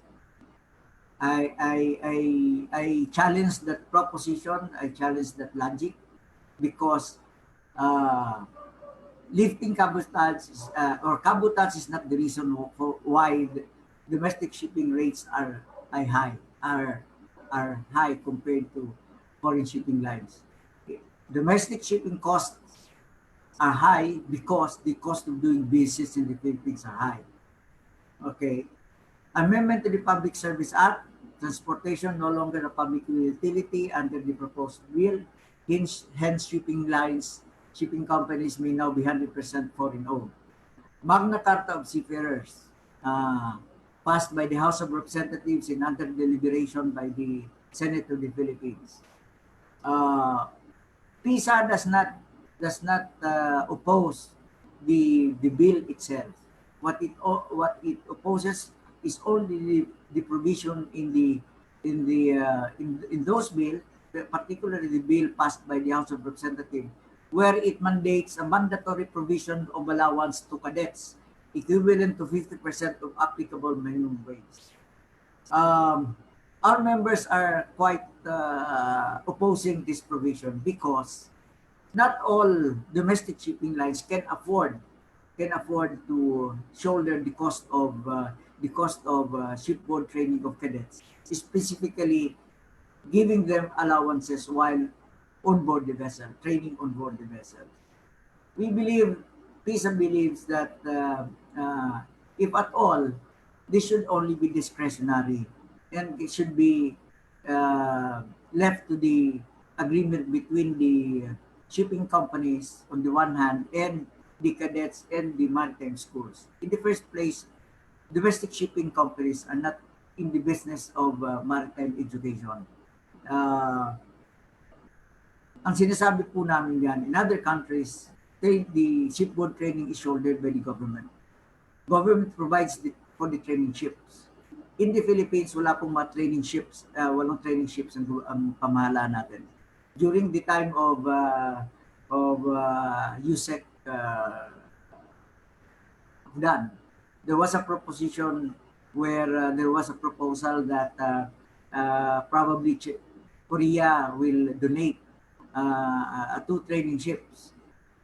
That's fine with us, but even if there are if that proposal pushed through, kulang pa rin ho because we turned out around 15,000 cadets, 50,000 graduates of maritime related courses na kailangan ng 1 year mandatory shipboard training. And wala pong mga, dahil walang dedicated training ships sa mga maritime schools, the industry is willing to take in cadets. Kaya lang ho, it should be left to the sound discretion, to the agreement between the cadets and the maritime schools on the one hand and the shipping companies on the other. And the issue of cost of the shipboard training should be well defined, because not all shipping companies can afford to shoulder the cost of the boarding and lodging of cadets. So much more with providing allowance as proposed in the bill. Right now, mayroon ho kayong mga members na nagbibigay ho talaga ng allowance sa mga cadets, but not all of our members can afford that. Kaya ang sabi namin, we will oppose that provision in the Magna Carta of Seafarers only so far as it mandates for the mandatory grant of allowance to cadets. A parting word po dito, always remember that cadets are not members of the crew, because they are on board the vessel for training to complete their academic course of 1 year before they can be given their baccalaureate degree. Next slide, please. Okay. So these challenges, I listed these challenges because of the present situation. Restriction on vessels during ECQ, GCQ. During ECQ, passenger ships are prohibited from taking in passengers. During GCQ, Marine Advisory Audit only allows 50% of passengers to be loaded on passenger ships. DOTr 2020-007, I have already discussed this. Kwan ho to, this exacerbates the present situation, the present predicament of domestic shipping lines na wala nang pasahero during ECQ, na-reduce by 50% during GCQ, down ang volume, and yet we are being compelled to provide 40% discount for food and agriculture products. One reason why we're a bit hesitant, or we're opposing the department order, is because of the fact that hindi the discount that is contemplated by the department order, we believe, will not redound to the benefit to the actual beneficiaries thereof, which are the farmers, because most of the shippers are the traders and the middlemen. Okay. PPA AO 2020 entitled prescribed waste reception fees in all ports. We really urge the PPA to review and possibly suspend the implementation of this administrative order because of the rates, of the increase in the rates for handling being charged by PPA, by the accredited service provider, which ranges from 300 to 1,400% increase.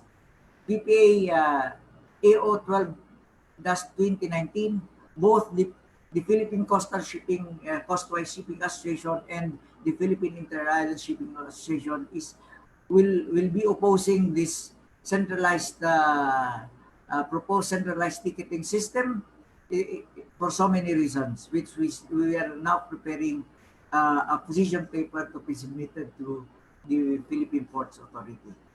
The rest of the slides there,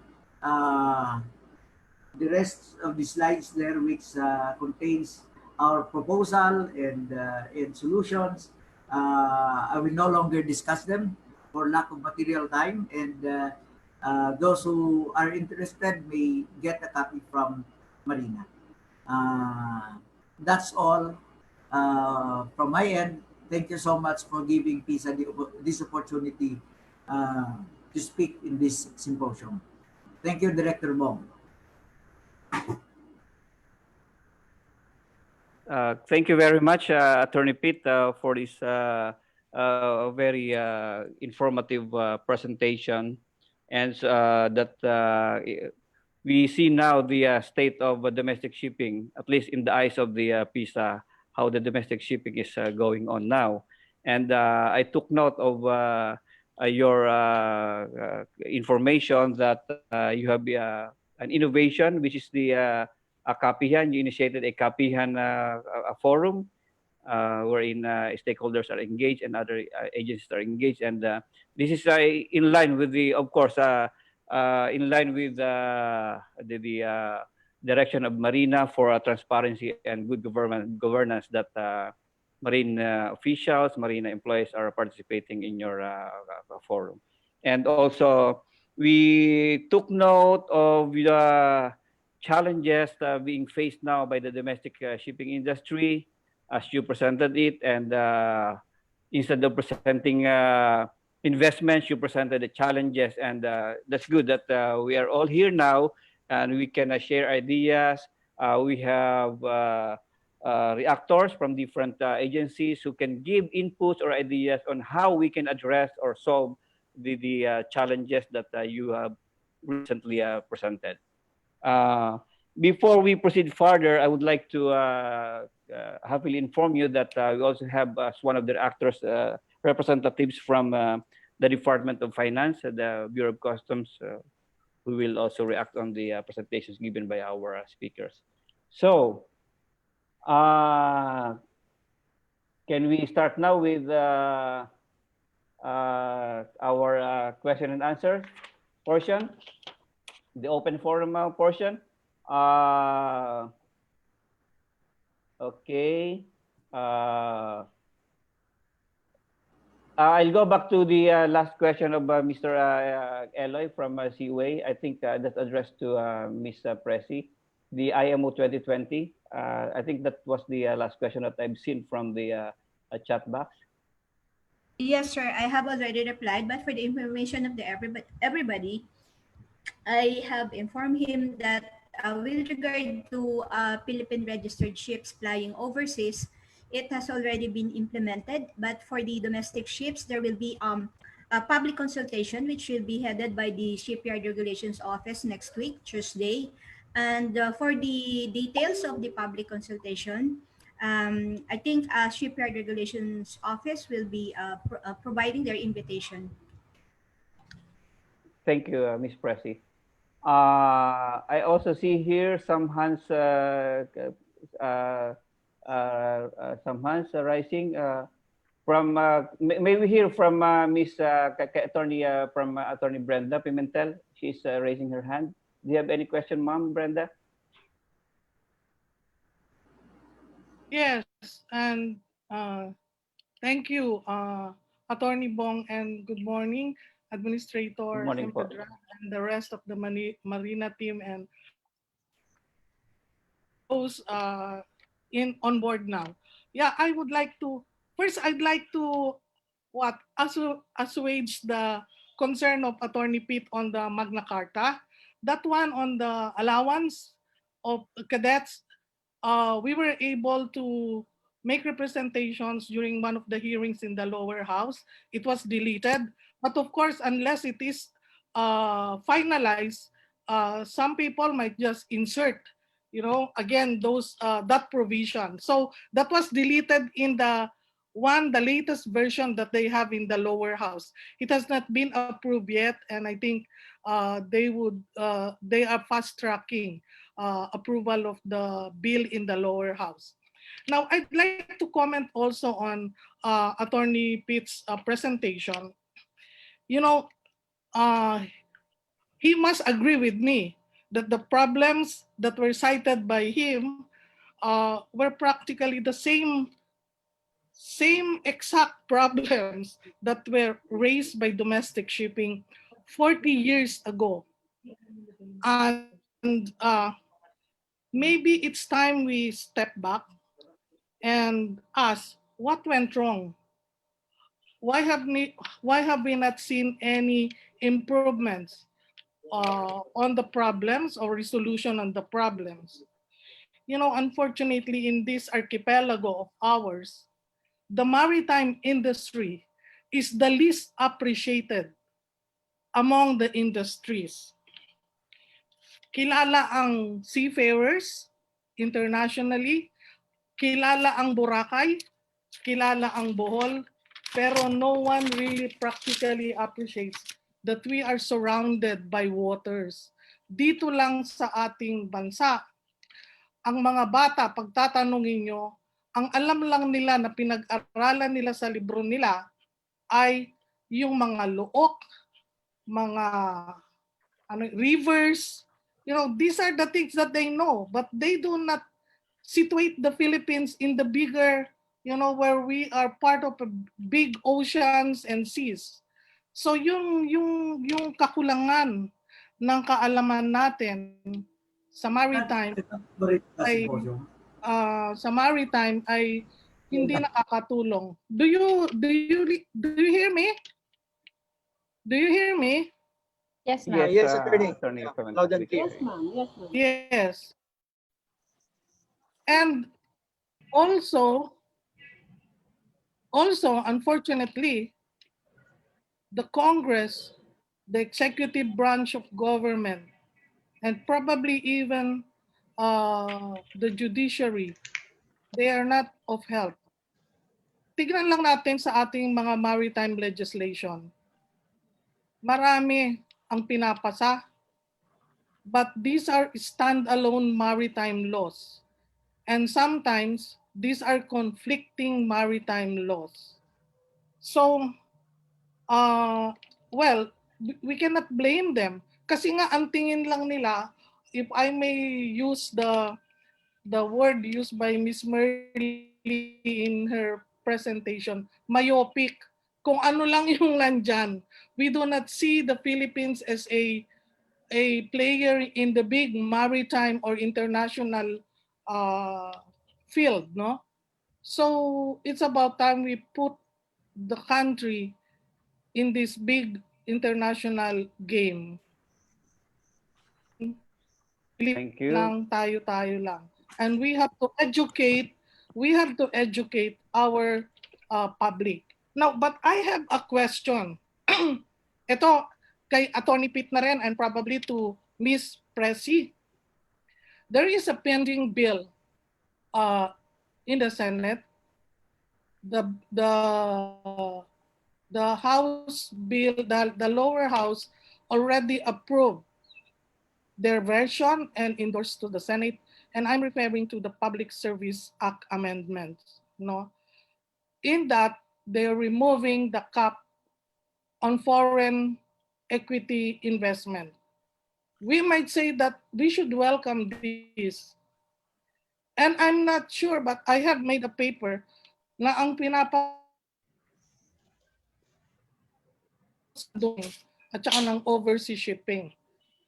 Overseas shipping, if you have to promote your flag registry, you should go for 100% foreign ownership.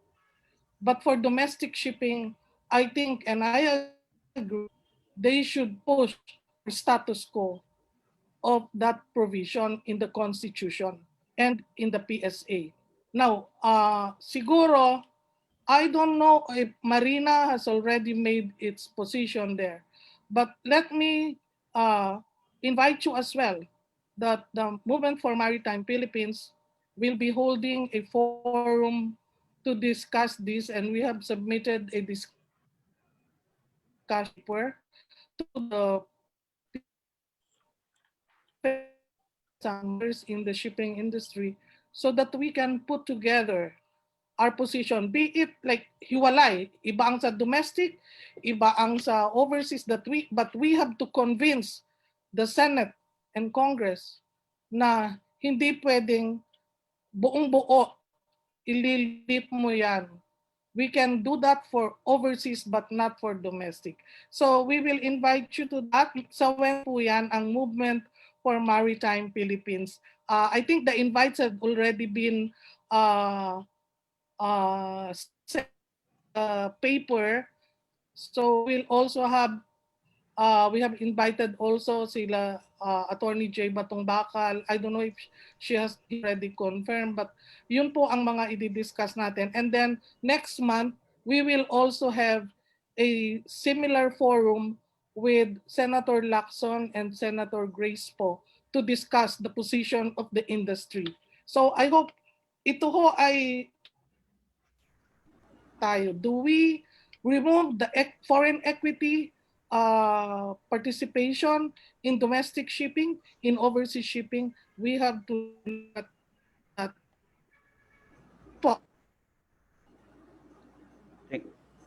Thank you, Attorney. Thank you, Attorney Brenda. And I think that issue on the amendment of Philippine Public Service Act has been discussed during the first day of the symposium, but and the Marina has already stated its stand on this pending bill. So we have heard some questions from our participants, and those are questions that would somehow tickle your mind. But before we further go to the question and answer portion, I would like to proceed to the reactions from our reactors for today's symposium from other agencies of the government. We would want to hear the inputs or reactions from concerned agencies that would somehow address the issues concerns raised by the speakers this morning.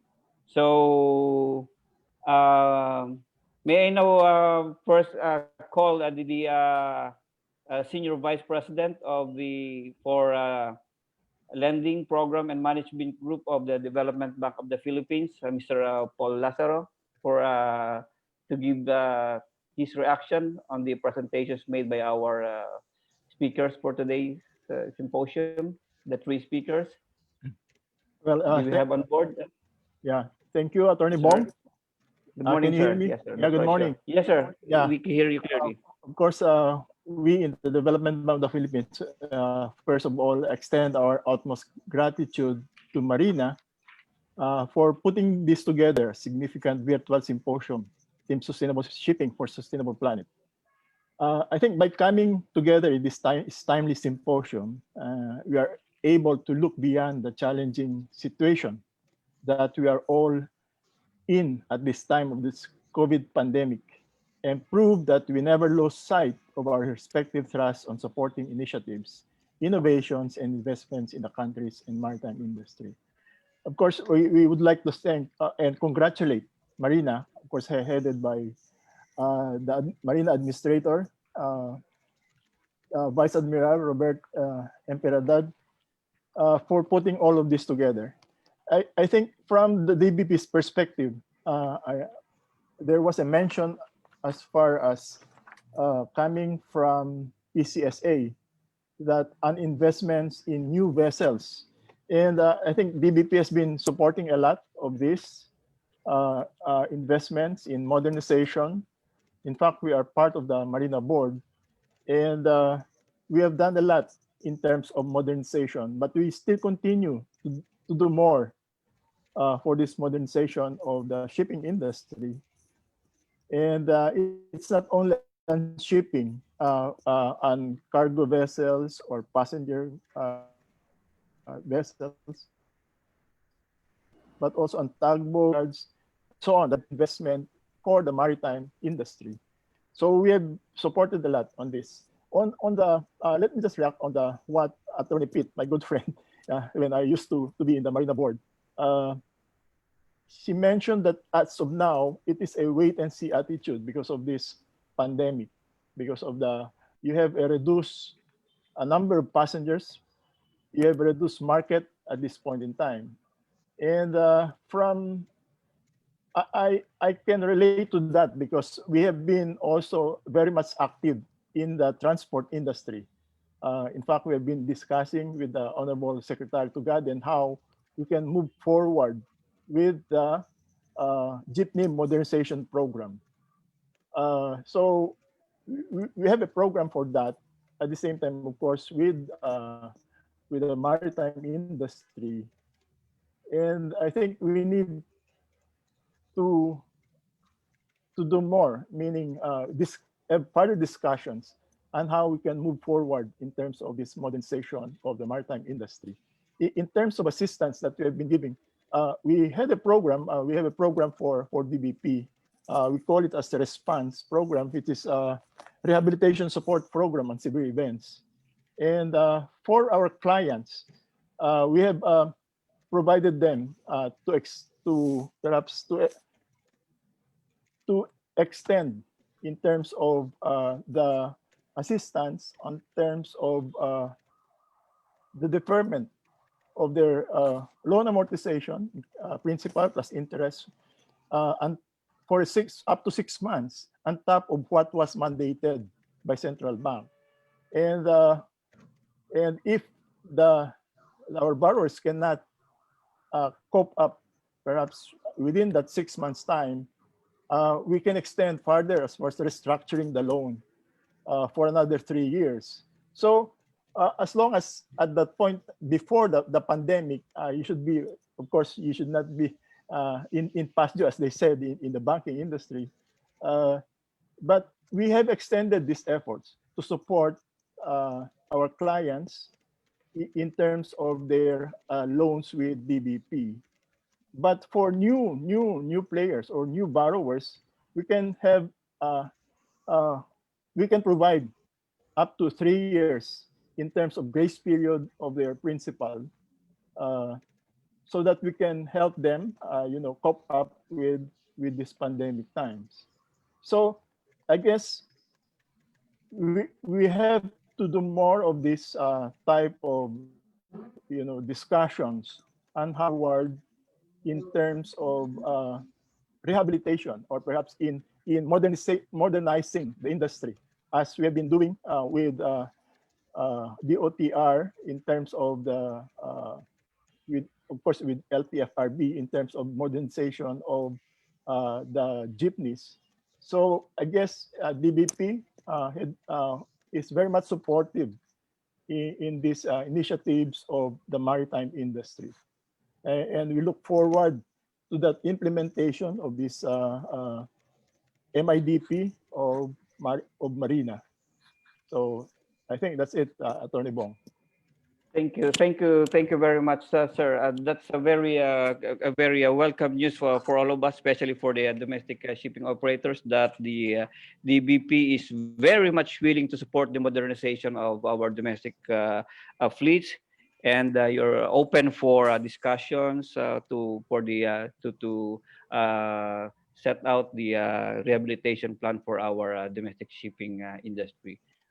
We can have counter reactions from our presenters, but before that, we're going to call all of the reactors that lined up today before your counter reactions to the reactions of our guests from other agencies. So at this point, I would like to request the reaction from the Department of Trade and Industry, the Board of Investment, which is one of the most important agencies that the domestic ship operators are dealing with, the BOI.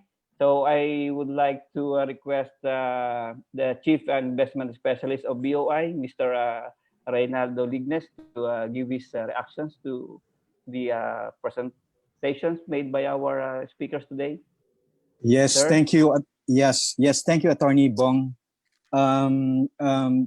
Can you share my presentation which I emailed? Okay, this presentation deals with the initiatives, innovation, and investments on domestic and overseas shipping development. Next slide, please. First, we would like to introduce the Board of Investments. The Board of Investments is the industry development and investment promotion arm of the Department of Trade and Industry. We do industry development.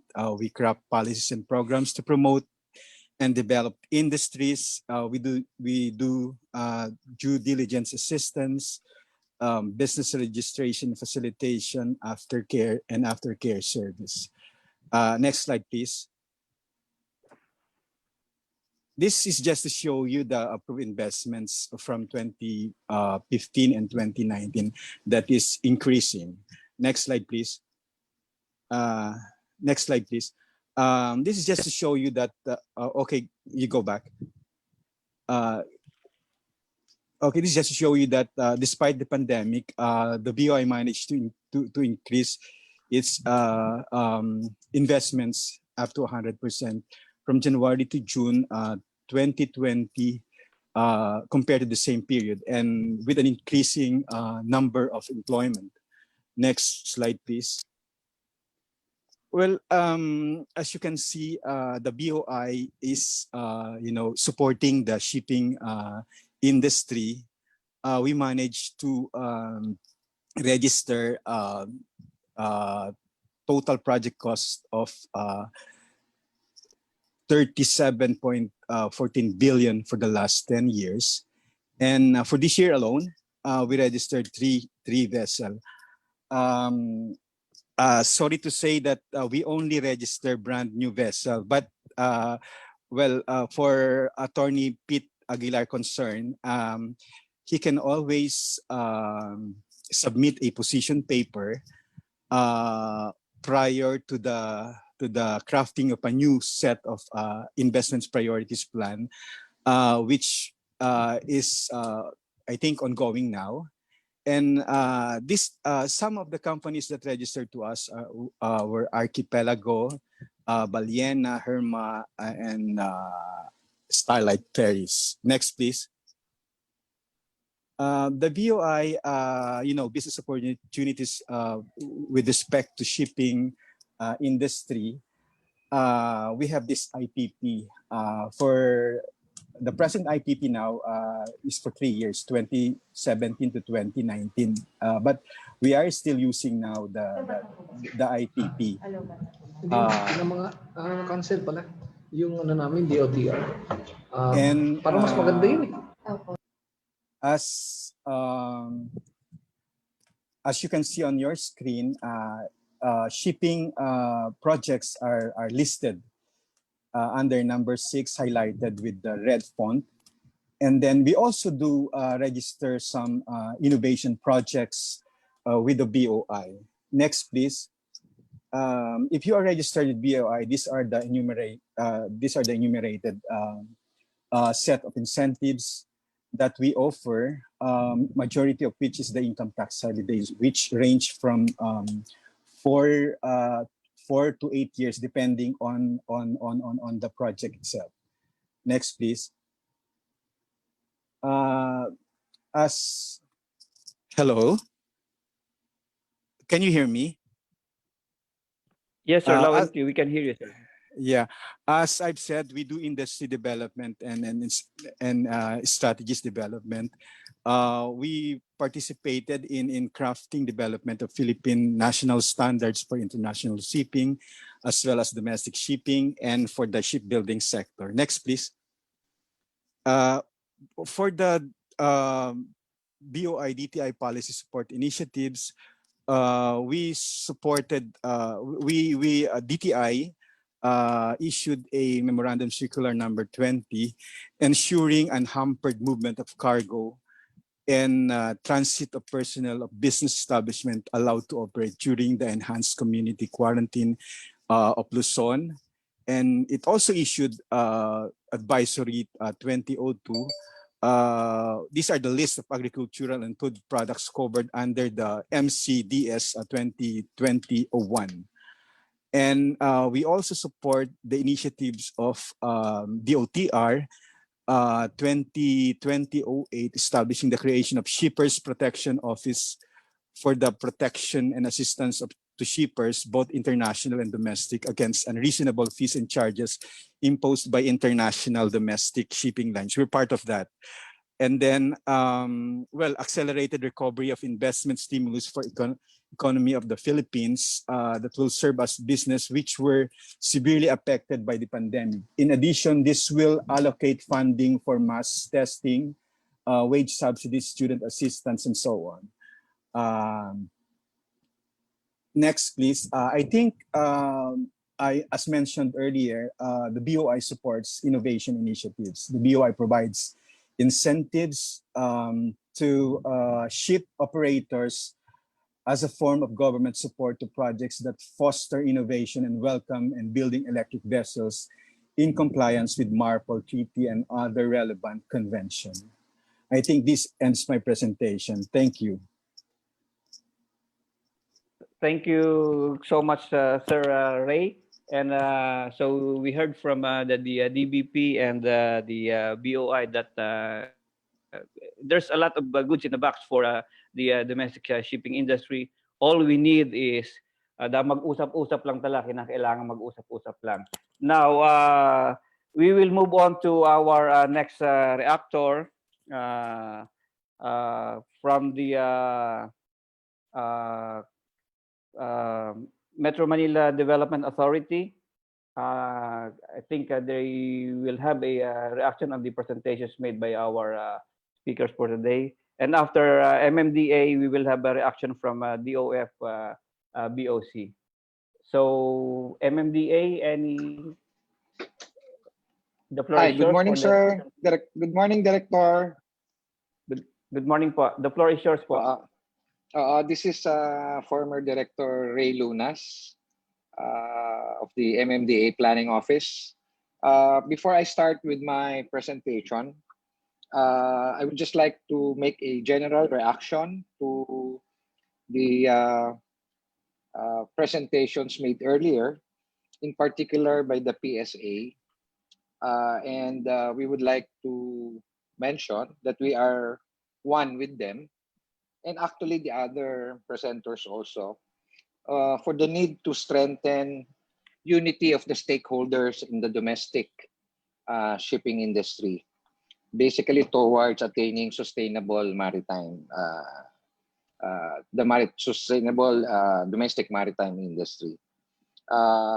And we also heard about legislative initiatives being done.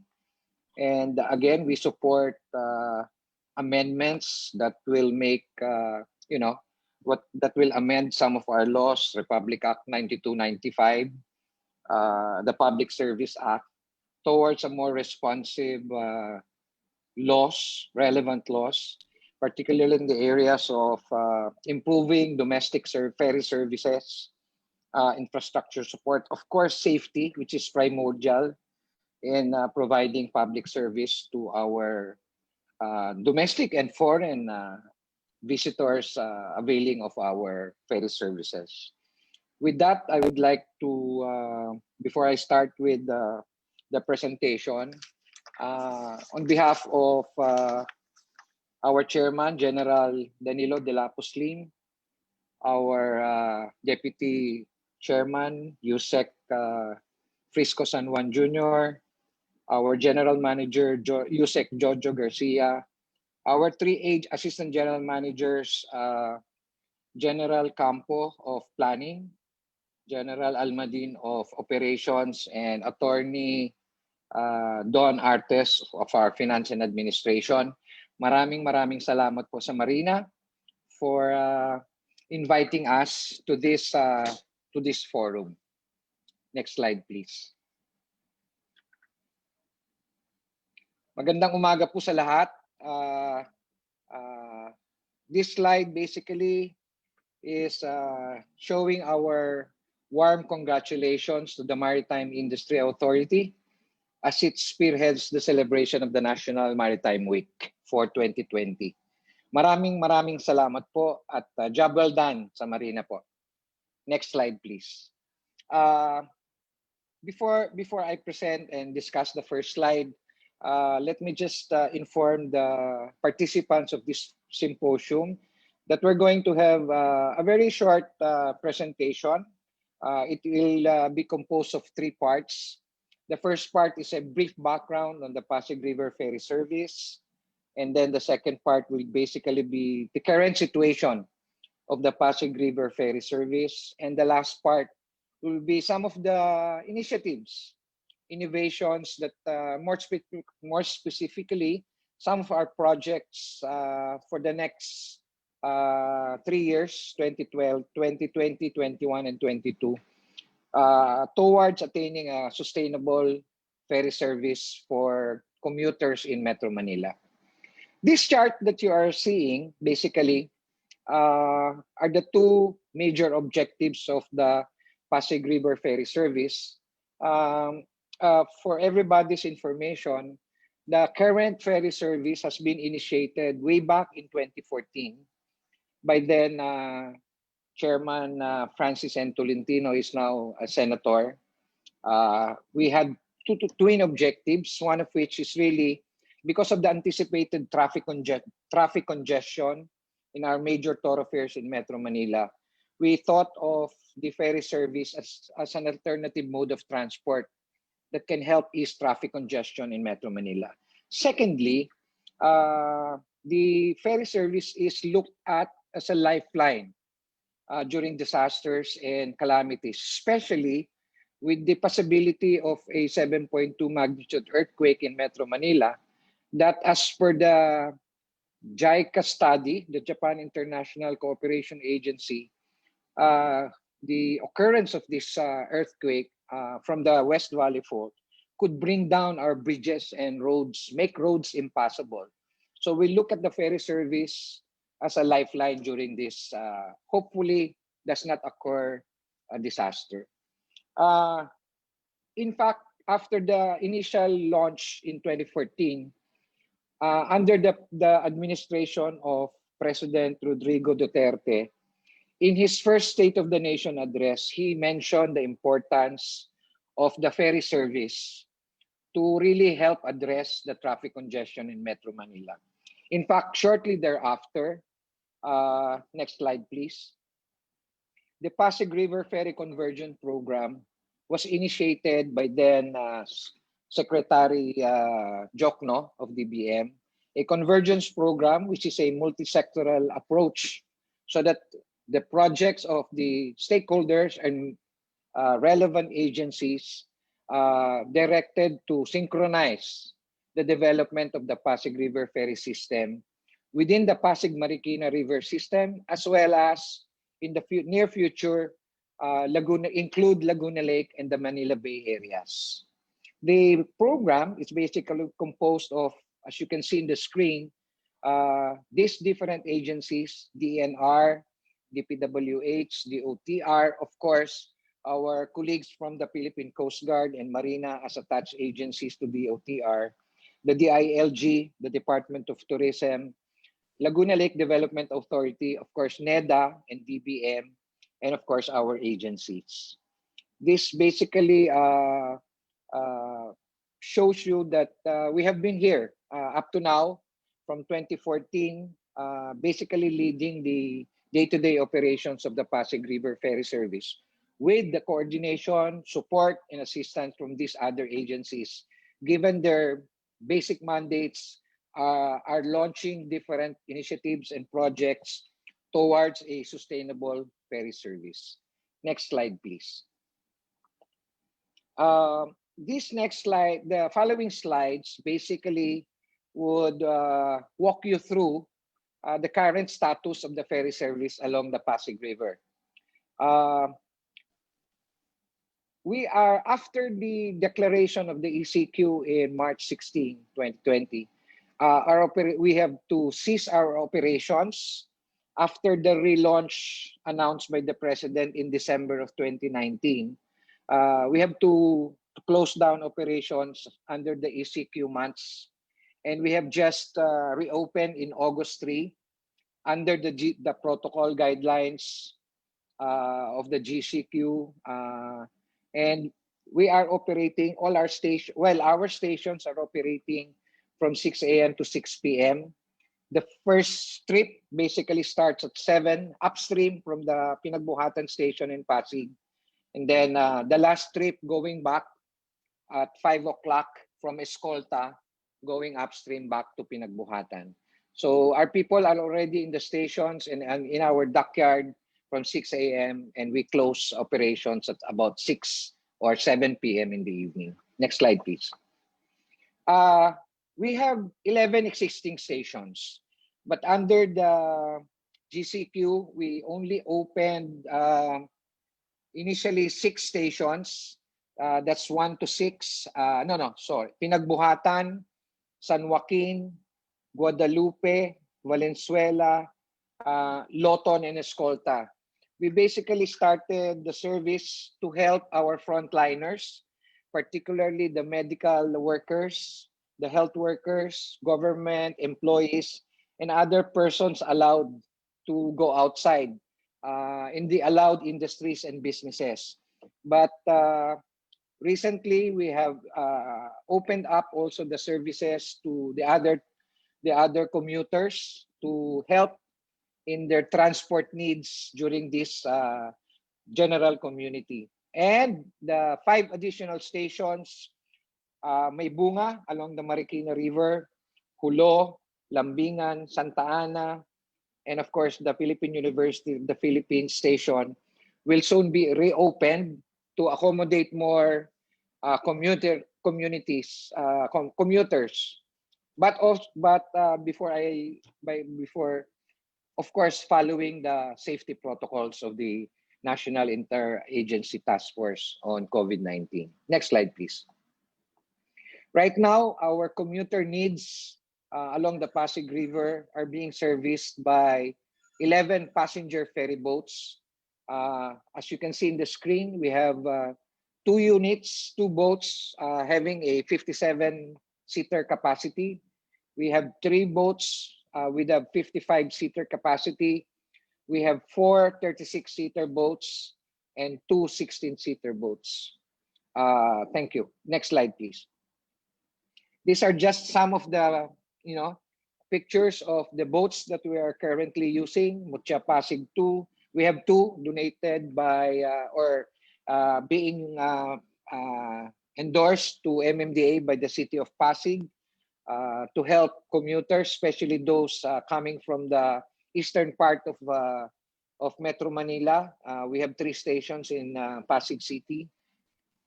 Next slide, please. Those are the other boats that we're now using that I mentioned earlier in the previous slide. And of course, under the general quarantine guidelines, we have, before reopening last August 3, we have implemented safety protocols. We are conducting regular body temperature checks. Next slide, please. We are sanitizing the stations as well as our boats every so often. And then we have installed visual cues to observe our social physical distancing inside the terminals or stations, and of course, inside the boats. As you can see in this slide, our boat crew are wearing complete and proper protective equipment. Now, running the ferry on a day-to-day basis from Monday to Saturday needs support. And the slide you can see now is basically our docking facility in Napindan, which we basically use for the regular maintenance of our ferry boats. Next slide, please. In addition, one of the major challenges of running the ferry service is basically the overabundance of water hyacinth and other floating garbage and debris along the river. And so the picture that you are looking at right now is the fabrication and installation of trash traps along the mouth of Napindan Channel and along the Pasig River, especially also along the mouth of San Juan River, where the garbage come from and the water hyacinth coming from Laguna Lake towards Napindan Channel and Pasig River before it goes out to Manila Bay. Next slide, please. That's just a picture of our trash skimmer, or one of our bigger trash boat that we use to harvest or collect water hyacinth. And as you can see, some of the garbage floating along our river that basically affects our motorboats. Big garbage thrown, unfortunately, into the river, like sofa, old furnitures, refrigerator, cushions, bed cushions, that when they get entangled on our propellers, cause delay and broken down engines for our ferry boats. Next slide, please. This is the last part of our presentation. We just like to share some of our initiatives, innovations towards achieving sustainable ferry service for our Metro Manila commuters. Aside from the 11 stations, we are currently constructing 3 additional ones. We have one in Kalawaan, Pasig. We have one in Circuit Makati, and another one in Quinta Market, Manila. And once we confirm the availability of the lot, we are going to build a station in the DBM headquarters near the Hospicio de San Jose. And because we lost our Plaza Mexico station in Intramuros due to the construction of the Binondo Intramuros Bridge, we are going to, in coordination with the Intramuros administration, find a lot and relocate that demolished station in Plaza Mexico to Maestranza Intramuros. And of course, in the medium term, under the feasibility study and master development plan procured by NEDA from a private consultancy firm, we are now finalizing and the results of the feasibility study. And we are going to look at future stations around Laguna Lake and Manila Bay for the improvement of the network for the ferry service.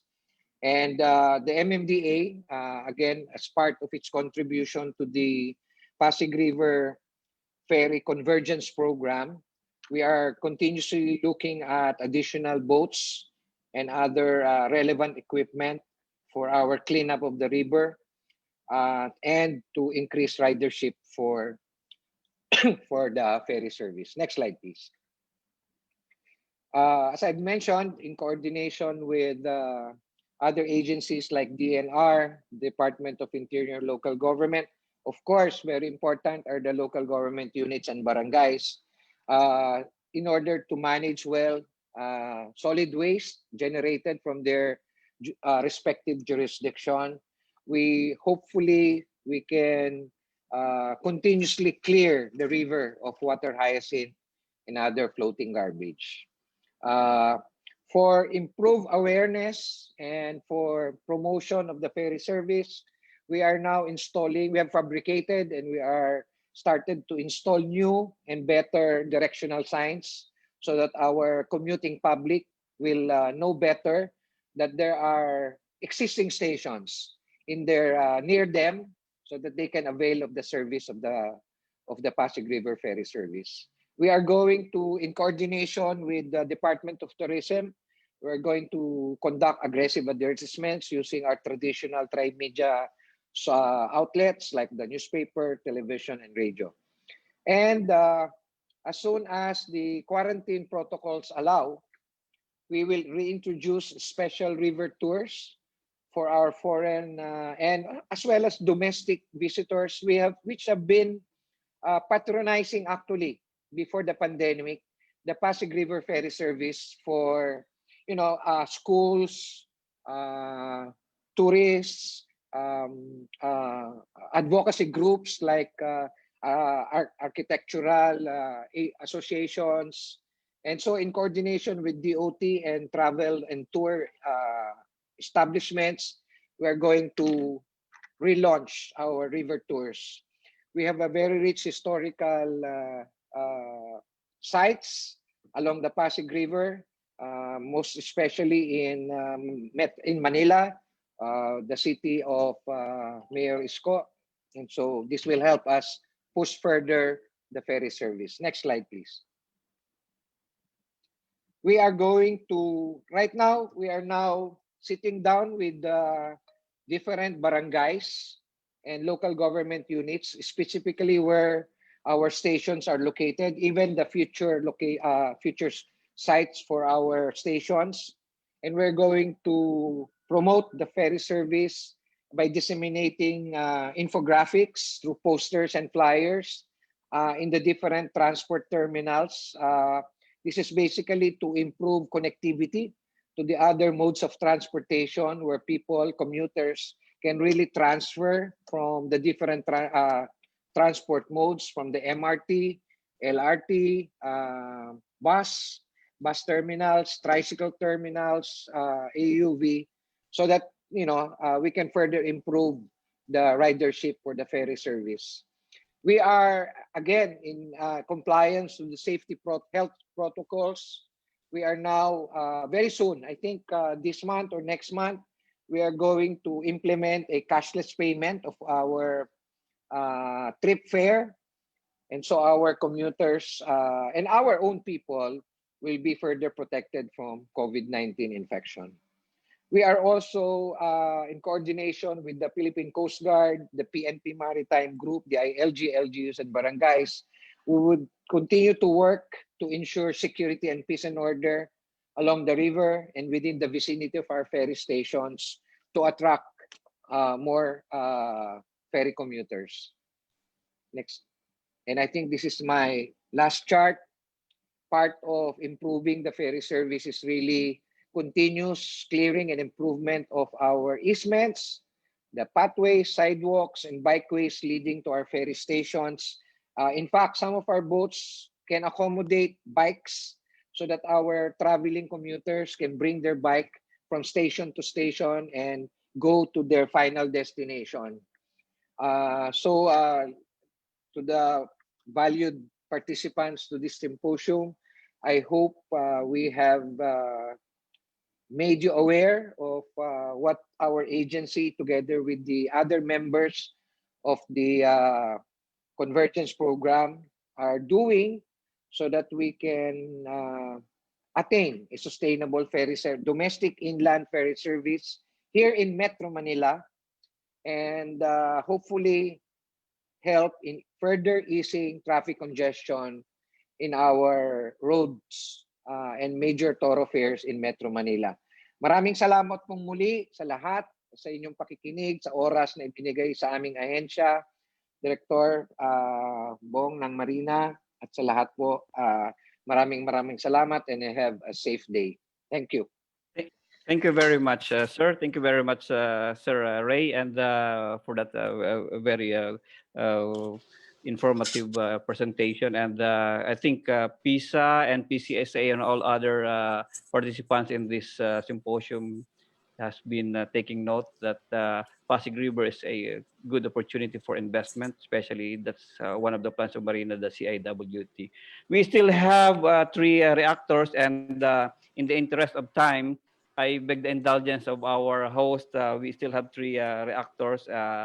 Maybe they be allowed to give reactions, at least even for 3 or 5 minutes each, from DOF and from Cebu Port Authority, and of course from our mother agency, from the Department of Transportation. So from the DOF BOC, any reaction po from the presentations made by our speakers? Good morning, sir. Good morning, sir. Good morning, sir.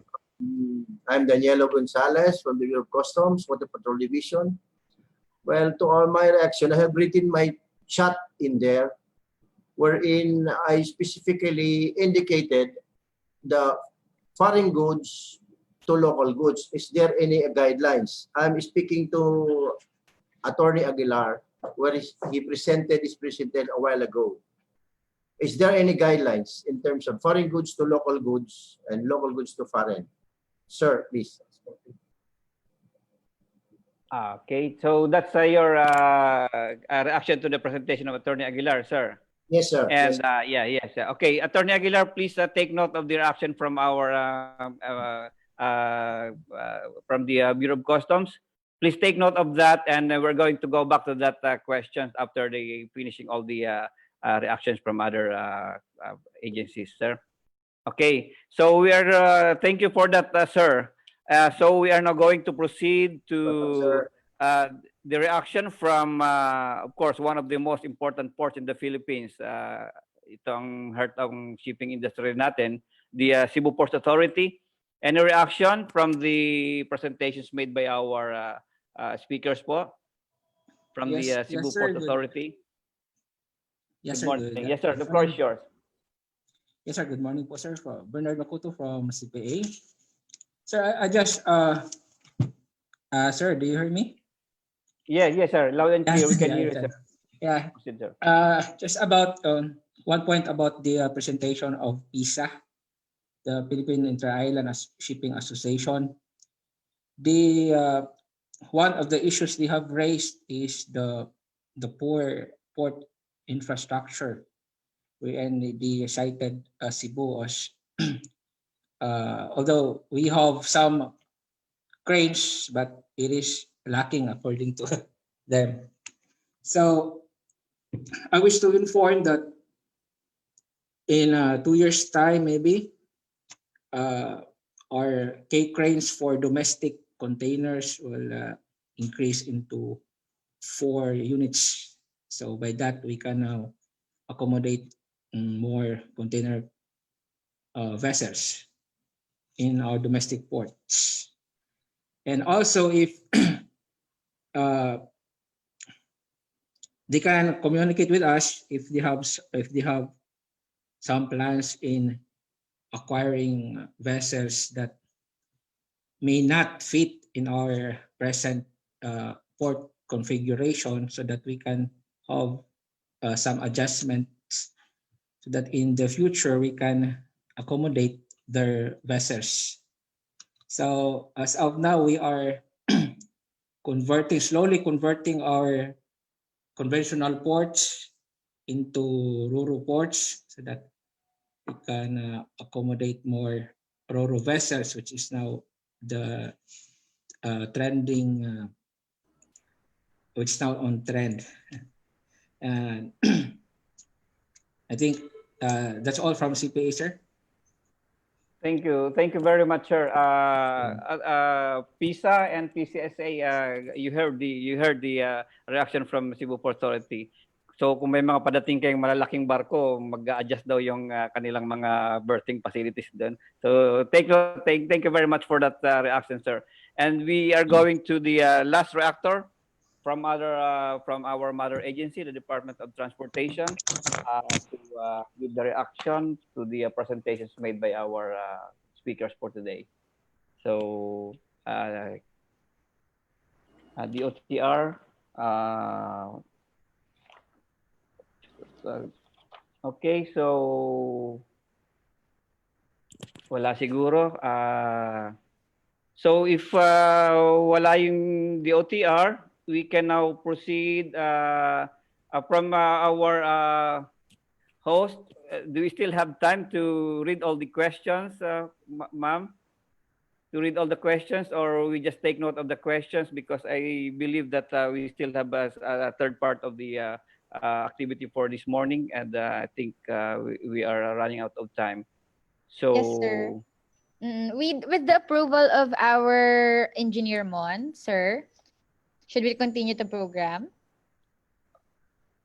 If yes, so because there are still questions and hands raising for the discussions on this topic, but I believe that we have still activities lined up. Yes. So actually, attorney, the presentations itself from our resource speakers are very detailed. That's yes. why our presenters as well placed their email addresses in the chat box so that everyone who have questions may direct their questions to our speakers, so that in the interest of time we can move forward to our closing ceremony. Yes. So that's the so for all those questions in the chat box, we take note of that, and we're going to give answers on that. And sorry, yes, sorry, yes, attorney. We have yes, here from Vice Admiral Robert Empedrat that we can still go on with the Q&A, maybe with few questions, sir. Okay, so that's good. Thank you so much, dear administrator. So if that is so, I see here hands from Mr. Parco of PLSA. He's raising his hand. Any comment, Sir Mark, from the PLSA? Wala na. I think yes. yes, yes, sir. Okay, yes, thank sir. you. Because Sir, I could not can you, unmute sir? myself. The host had We to can hear you unmute now, me. sir. Go, sir. Thank you very much. I think just speaking for the ship owners, I think the Public Service Act is really something that is really concerning us. Shipping is a long-term investment. And as BOI has said, that ships are still coming in. These are not new orders. These are past orders which are coming in. And are the lines planning to buy ships? The simple answer is, how can we buy ships when the regulatory environment is as such? BOI says that they will support us, and yet the government is implementing rules which are limiting our capacity to earn. Not only that, it makes it more complicated. Loading a ship is not that easy. So reserving slots is not also that easy.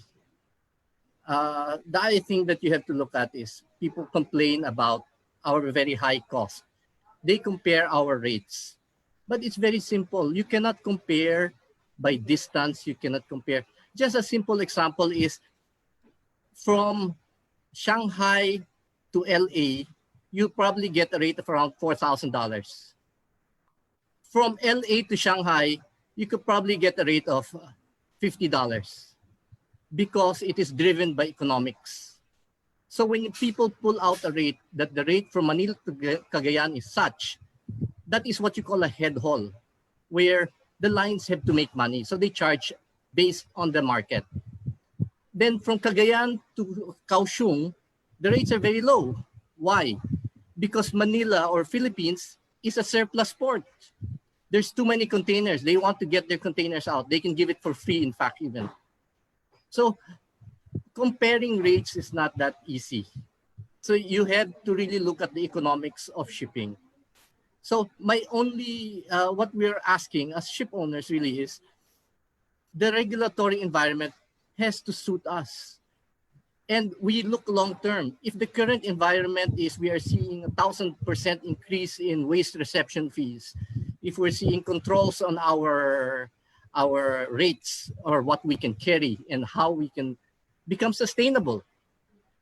If there are, what's happening now is, again, it's very important, especially when the market is down, liquidity is very important. And now we're seeing that even that is being taken away from us when all the ticket price, all the ticket revenue is going to go to PPA in their new ticketing scheme. We need the cash quick. We are not a government agency. We are private enterprises, and we have to have those flexibilities. So if you ask us what are our innovations, what are our plans moving forward, how can we plan when the regulatory environment is such, when we don't know what's going to happen with the Public Service Act? Tomorrow, they could take away the ownership restrictions, and people will come in. And again, as you know, ships on supply and demand. Too many ships, the rates go down. Not enough ships, the rates go up. If all this investment comes in, rates will go down. Rates will go down, shipping lines will go bankrupt, and then the rates will go up again. That's the cycle. What's important is we have an even flow so that people can plan their prices. We don't want cycles wherein the rates will go up, the rates will go down. So this is something that I think Marina has to play a very important part. Your voice has to be heard. The shipping industry will go under so much turmoil if that happens. And I don't think that's what we want to see. And again, investments will be on hold because we don't know what's going to happen moving forward. The regulatory environment has to improve. I think that's what PLSA wants to say right now. Thank you. Thank you, Sir Mark, for that comment. So any counter comment or counter reaction to what has Mr. Parco said? On the aspect of the amendment of PSA, sir, the Marina is one with the domestic shipping operators in opposing or blocking the opening of the domestic shipping 100% to foreign owners. That's Marina is one with the domestic shipping operators. But anyone who wants to react to the comment of Mr. Parco? So if none. Thank you, sir. Thank you for that. One last thing on shipping supply chain. We rely on the ports, we rely on the roads so that the cargo can flow. If there is congestion anywhere, that will cause problems. Now, Cebu Port is planning to put their shore cranes, key cranes, but then the ship just doesn't go to Cebu. From Cebu, it'll probably go someplace like Zamboanga, where we are now waiting anywhere from 5 to 7 days without knowing when we will get a berth. Now, the price of shipping will go up because there's no regularity. We cannot plan. So what do? We put a price to all these delays.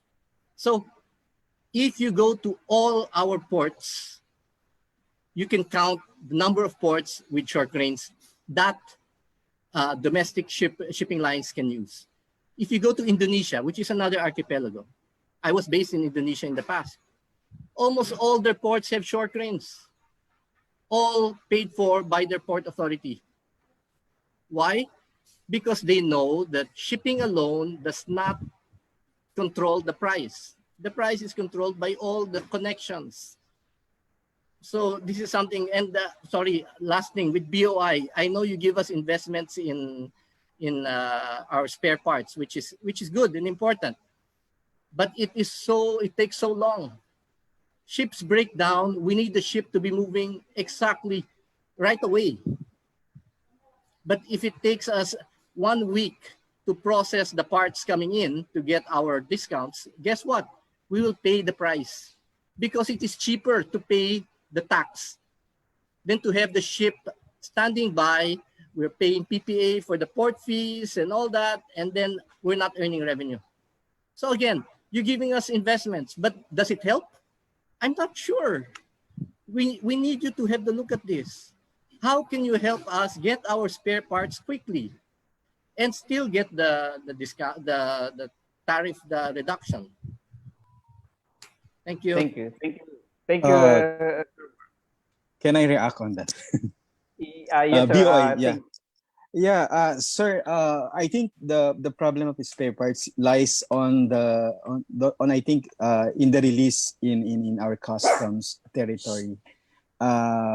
What we do in BOI for spare parts is that we give duty free importation on that, duty free incentives. And with respect to our brand new equipment policy, nag-undergo naman po yan ng public hearing eh. So parang, well, some of the stakeholders want parang a brand new vessel for a better service. And then we're not discounting naman na for this next IPP. And then you'll join the public hearing that will be announced later on, or via Zoom or live when this pandemic is done. Doon nyo na lang ho i-voice out yung concern nyo regarding the brand new equipment. Kasi the brand new vessel kasi gives us better service. Yun ang lumabas dun sa mga public hearing po namin eh. So, well, in the past kasi we allow yung second hand na vessel at a certain age, pero yung direction nga nung policy na yon, it's there. So baka pwedeng kayong magbigay ng position paper so that the board might consider it. Thank you po. Just to clarify, it's not a brand new vessel, it's a spare parts. Even if you have a brand new vessel, that will break down eventually, and you have to get the spare parts. And the spare parts, if it takes too long, I cannot have a ship which I have to pay interest on standing by and not running. Diba? So, and well, anyway, on the brand new vessels, why will they invest if we don't know what's going to happen with the Public Service Act? That's a plain and simple fact. Thank you, Sir Mark. And I think you have well said your piece, and we are taking down notes on your concerns. And if there is any more counter-reaction from the reaction of Mr. Mark, especially on the importation of spare parts, we would give a minute for any counter-reaction. Otherwise, we will move to, we take note of your concerns, sir. Attorney, maybe we can move on to another question. Yes. Okay. I see here another hand raising. Maybe we know who is Huawei, you know, but to I, who is that hand raising? May we know the name, please? Huawei phone? Or if there's none, we go to the hands raising from MMP, Ms. Merly Menes. Her hand is raising. Ma'am? Can you hear me? Oh, yeah, yes. We can hear you. Yes, okay. So thank you so much. No, I think this is just putting together. I've been with the symposium for the first day, and very insightful presentation from Attorney Pete, who's also with us in a lot of in the advocacy that we are the battle cry that we have for MMP, for instance, now, which is actually a maritime industry with the shipping, with ships that are owned, built, operated, managed, and manned by Filipinos. And I think what yung reaction ko lang po ay ganito. No? I think we've heard the inputs of Attorney Pete. The high cost of doing business, the lack of economies of scale, the lack of connectivity, national network planning, poor port facilities, infrastructure, and even conflict of interest. I think all of this, if I may just wrap up from day one, it's all really going up to the level of policy. It's going up to the level of the recognition of how important maritime is to this country. When we speak of economic development, there can never be economic development. All these issues that we bring up, of course, we're very happy to hear of plans of the BOI, of the support even from DTI, and even from DBP. But all of this will boil down to the question of sustainability. There was a mention earlier of the PSA. And I think Attorney Brenda has made mention of our efforts on the part of MMP to put together the different associations' position. For the longest time, sinabi po ni Attorney Brenda, 40 years, pareho pong mga naririnig nating problema. And we're now in 2020. So where are we going? So recognition of how important the industry is will actually reflect all the policies and legislative measures that we have right now, and even to the regulatory rules, all the rules that we have right now. All of this will make things difficult for all of us. We're into maritime education and training. It's the same thing that we are problematic about for the longest time. The support. So ano po yung panawagan? I think this is the best time for us to, hindi po tayo pwede magkanya-kanya ngayon. 40 years is too long. Narinig ko po yung problema when my father was still alive. And now it's our generation, and I still hear the same problem. So moving forward po, I think we've got to have one voice, one strong voice. Wala pong kanya-kanya, especially at this time of the pandemic. It's collaboration and not competition. Forget where we are, where our business interest. After all, when we do take a position, very strong position with Marina, and we're very happy to hear from the administrator. He has agreed to join us in our activity by next week. We will bring this up. The PSA will bring this up to the Senate. Tignan po natin how this will be, but there's got to be one strong voice from everybody. And we hope we can have this. This is a good initiative from Marina, and we hope we will have the support of everybody. Hindi na po tayo pwede magkanya-kanya. It's got to be one big voice for the maritime industry. Thank you po. Thank you, Ma'am Merly. Thank you, Ma'am Merly. So any comment po or reaction from Can I Yes, our administrator, yes po.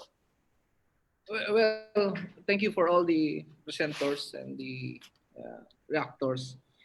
That's the reason why we are meeting, why we are having this 3-day symposium, so that we can all come together, come up with the strategic solutions of all the problems that we have, and then we move forward. Ito lang ang paraan, tama yung sabi ni Ma'am Merly. 40 years, it's been a long time. I've been here for just 6 months, but the problem is I will step down in July 11 of 2022. So if you are coming up with a long-term plan, and then nagpapalit-palit yung administrator, it's always a concern and a problem. But even though I have a very short period of my term as administrator, let's work together. Tignan natin kung paano tayo makatulong. I fully agree that the government should help our domestic shippers or domestic ships owners and even the shipbuilding and ship repair. I see good signs.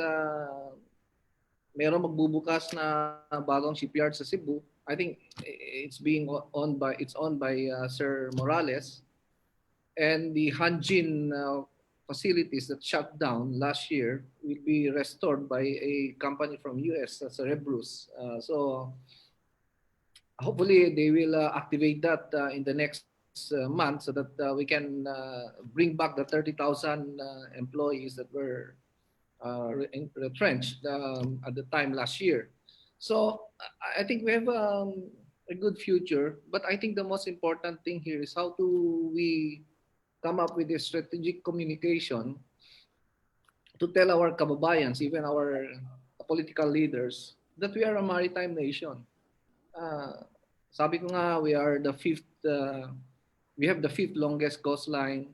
We are the seventh country that has most number of islands in the world, and we are top 10 in producing ships. Aside from being a very strategic yung location ng ating bansa, you have the entire Pacific Oceans in our midst, and we have the sea lanes of communications, very strategic maritime waters in West Philippine Seas. So ang dami nating opportunities that we can exploit and can take advantage of. But I think the key here is for us to work together.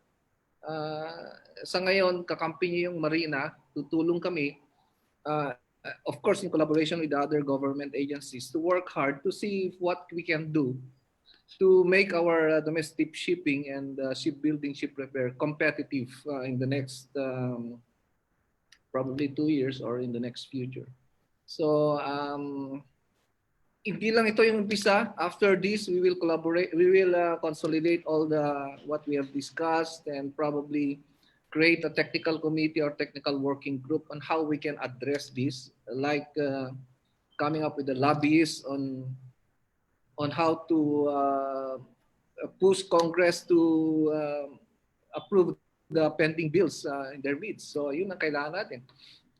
So we have so much work to be done na pag-iwanan ng ating bansa. In the 16th century, even in the 15th century, meron na tayong kakayahan mag-build ng barko. When I went to Korea last year, when I'm still the FOIC, in 1972, they started to build shipbuilding capabilities. And this year, 72, 28, in a 50-year period, they are now one of the top 5 shipbuilding countries in the world. So ang dami nating opportunities, and we are gaining mukhang nagmo-move forward na tayo, and we're looking of making the country as the international hub for cruise chains. This is the beginning, and we, in collaboration with our partner, various sectors in the private and government, sana umunlad ang ating maritime industry. So I think that's the only thing that I can share with you this morning. Thank you very much. Thank you very much, Administrator, for that very clear inputs on the discussions from our participants as well as from the speakers. So I think it's already 12:03 and lunchtime already, and there are still another part of the program.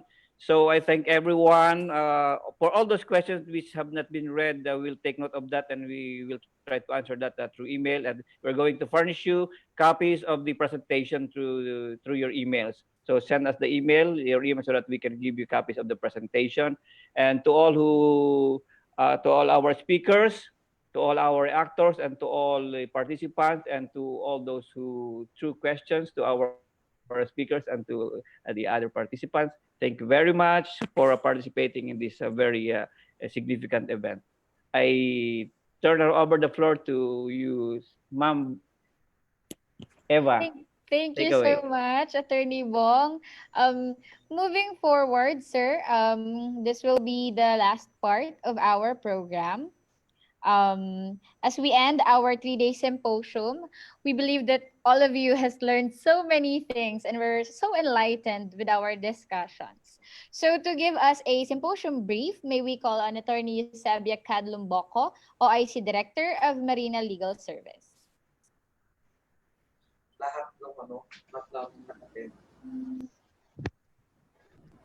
Good noon, everyone. Our 3-day industry symposium is one of the highlights in our National Maritime Week celebration this year. While physically convening one still appears difficult at the moment due to the ongoing pandemic, the Marina, as host of the Maritime Week celebration, is extremely grateful to all who have made our symposium possible. Forums such as this allow us to further strengthen our collaboration in ensuring that we not only keep the industry afloat, but more importantly, revisit our long-term goals and strategies for its continuous development.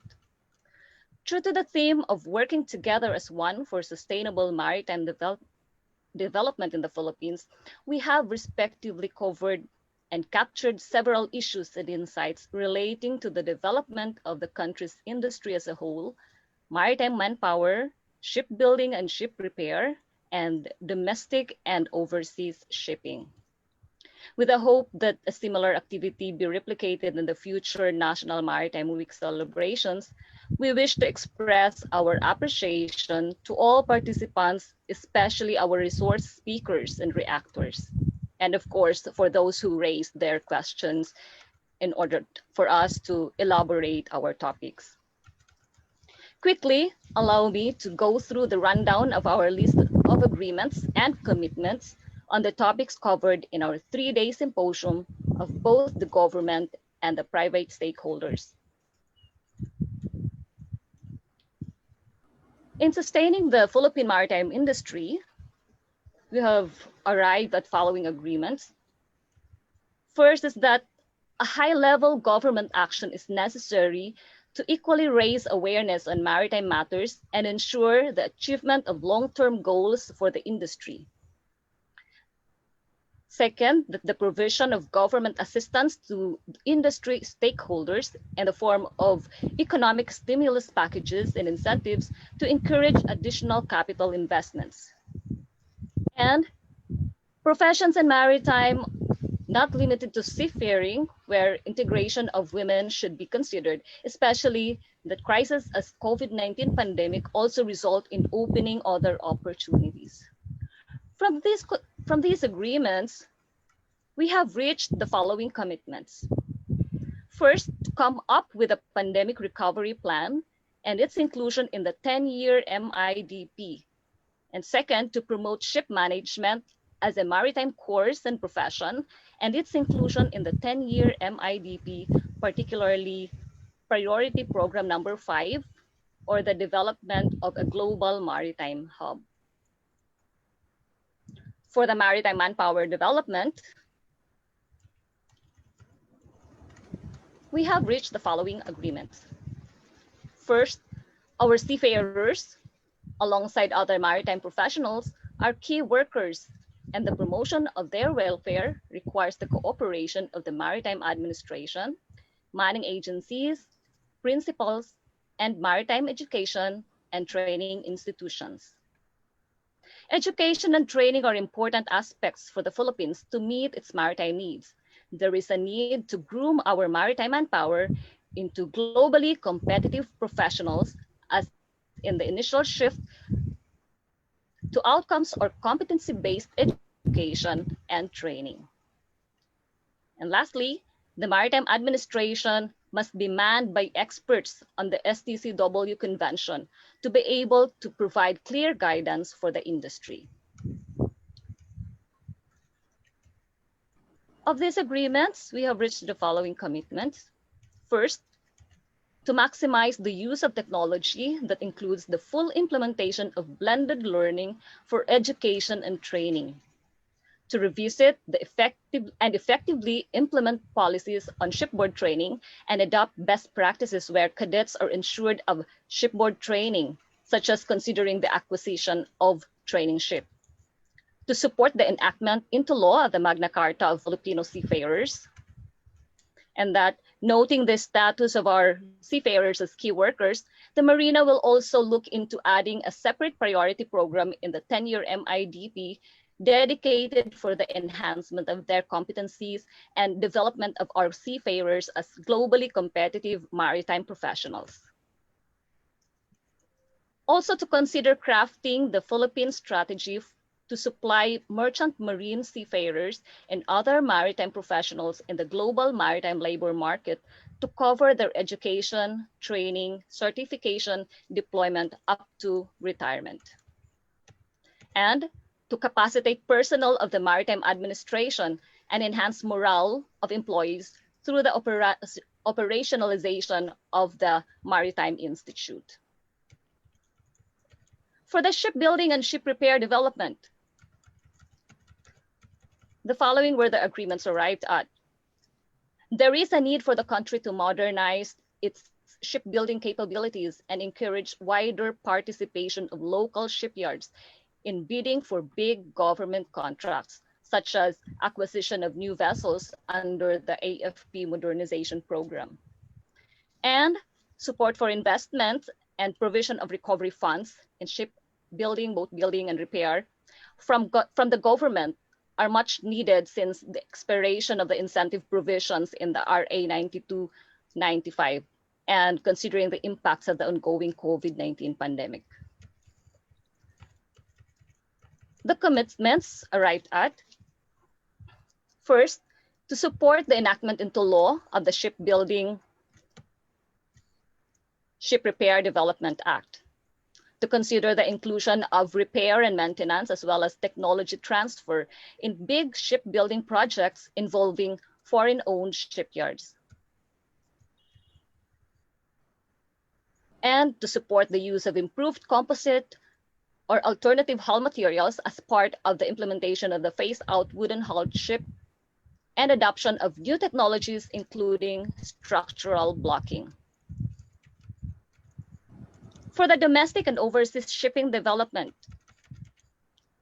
the agreements are: for domestic shipping, expanded services are essential in both carriage of passengers and cargoes and burgeoning maritime tourism sector in line with MIDP priority programs 1 and 2.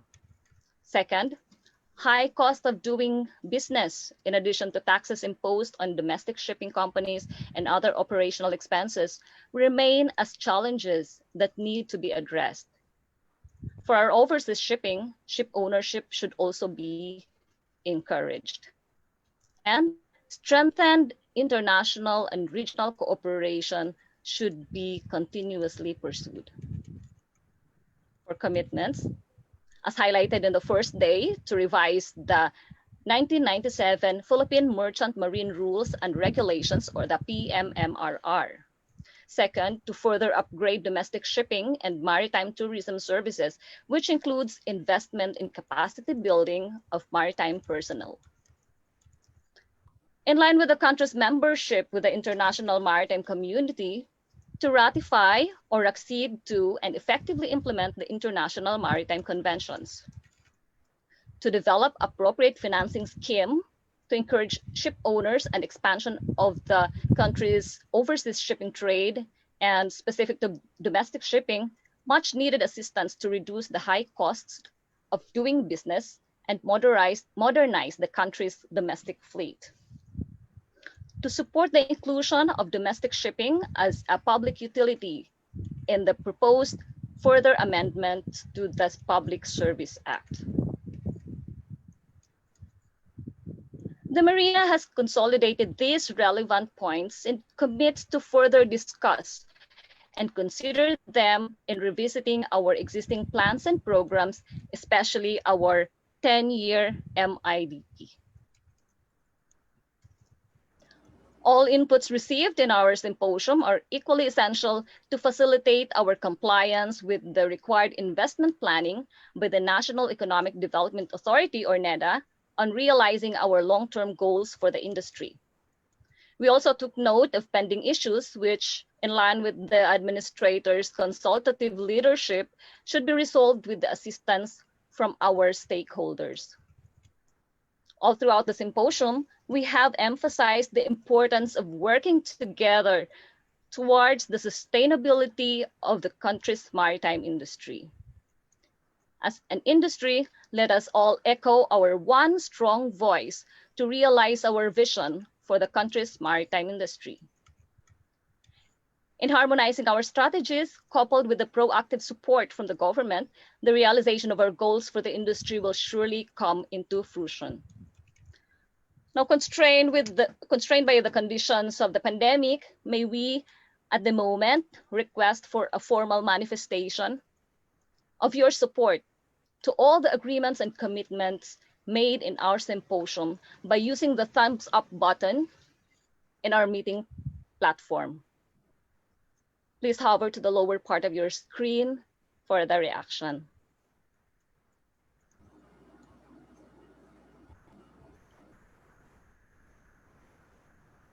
Thank you. The culmination of our session today, however, does not end our call for your continuous support in converting our agreements and commitments in the past 3 days into concrete action. Expect Marina to solicit again your active participation in a series of subsequent fora moving forward. Thank you very much. Back to you, Eva. Thank you so much, Attorney Evie. Moving forward, we will have the renewal of commitments on the Maritime Industry Development Plan, or the MIDP, to be led by Attorney Fernan Cabral from Marina STCWO. Attorney Cabral. Yes, thank you. Please allow me to read the pledge of commitment and support to the MIDP. We, the maritime stakeholders, pledge our commitment and support to the MIDP's specific objectives on the implementation of the following flagship programs. 1. Upgrading of domestic shipping in support of the nautical highway development. 2. Development of shipping services for maritime tourism. 3. Development of a coastal and inland waterways transport system. 4. Strengthening of safety standards of Philippine registered fishing vessels. 5.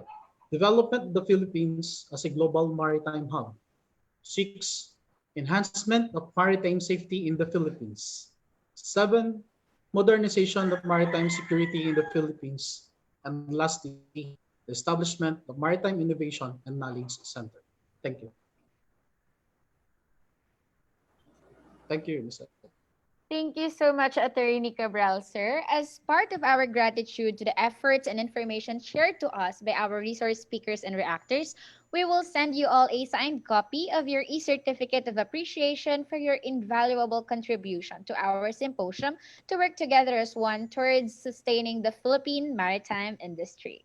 Thank you so much to our respective resource speakers and reactors. We would love to see you all in the future events of Marina. Before we conclude our program, we would like to invite all our participants to a workshop entitled Health and Wellness at Work this afternoon, right after our symposium at 1 p.m. to 2:30 p.m. to be conducted by Master Coach A of the Global Institute for Coaches and Entrepreneurs. You may check our website to join and register. To officially close our 3-day Maritime Symposium, may we call on once again our Marina Deputy Administrator for Operations, Engineer Nanette Villamor Dinopol, for a closing message.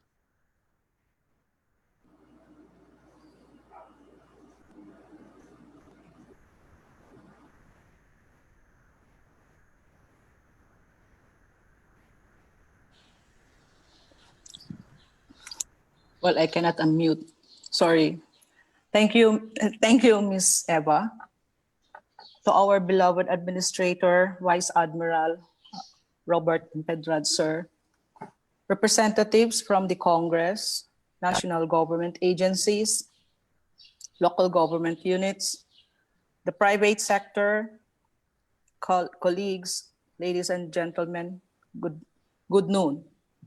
On behalf of the Marina, being the host of the National Maritime Week celebration, together with the Philippine Coast Guard, the Philippine Ports Authority, and the Cebu Ports Authority, our deepest appreciation and gratitude to all of you for lending your time and energy to attend and be part of this symposium.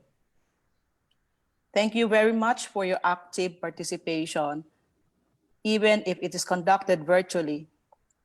We could feel your heartwarming support and cooperation. Thank you for sharing your expertise. Thank you for your straightforward and frank opinions, suggestion, and observation to our existing policies with regard to the maritime industry. Sabi nga ni Administrator Empedrad in his opening statement last Wednesday, that in the spirit of bayanihan, we will move together for a progressive Philippine maritime industry. Ladies and gentlemen, we confess that the preparations for this annual event commenced just 3 weeks ago. This is mainly due to the fact that we are still in the war against COVID, and that there are high priority instructions from, of course, from the top, and these instructions require agencies' focus and attention. We could say that those 3 weeks of preparations had been filled with dramatic tension, especially for the National Maritime Week Celebration Executive Committee. And so I would like to specially mention the Marina Director for the Shipyard Regulation Service, Engineer Ramon C. Hernandez, and his entire team. Of course, you know who you are, and the administrator is smiling, of course, because with all the motivation and inspiration of the administrator, everything went well. The rising up of the challenge of leading the overall preparations for the symposium and in coordination with all stakeholders for the week-long activities. I know that this is in addition to your workloads, but you have delivered with flying colors. Maraming salamat sa inyong lahat and congratulations. Of course, to all our partners, we only gathered them once for coordination meeting. That's a confession. No ifs and buts, but they said yes. Thank you so much po sa inyong lahat. We also sincerely thank our presenters and reactors for taking time out of their busy schedules in order to join us in this activity. Their engaging and thought-provoking presentations roses very consistent themes in our discussions. Ladies and gentlemen, before us is the immensity of the maritime industry and the vastness of opportunities it presents. The maritime industry cuts across the 3 economic sectors, such as the agriculture, hunting, forest, and fishing, or the AHFF, the industry, and as well as the services. Under the AHFF sector, we have ocean fishing, commercial and municipal fishing, and fish coral fishing. Under the industry sector, we have the shipbuilding and ship repair, maritime ancillary business that covers supplying of construction materials, equipment, and component parts, paints, and others. Under the services sector, we have coastal and sea transport, maritime tourism, maritime education and training, maritime ancillary business that covers as well supplying of training equipment and component parts, chandling, brokerage, towing, salvaging, and more. In short, the maritime industry is one of the key drivers of economic development.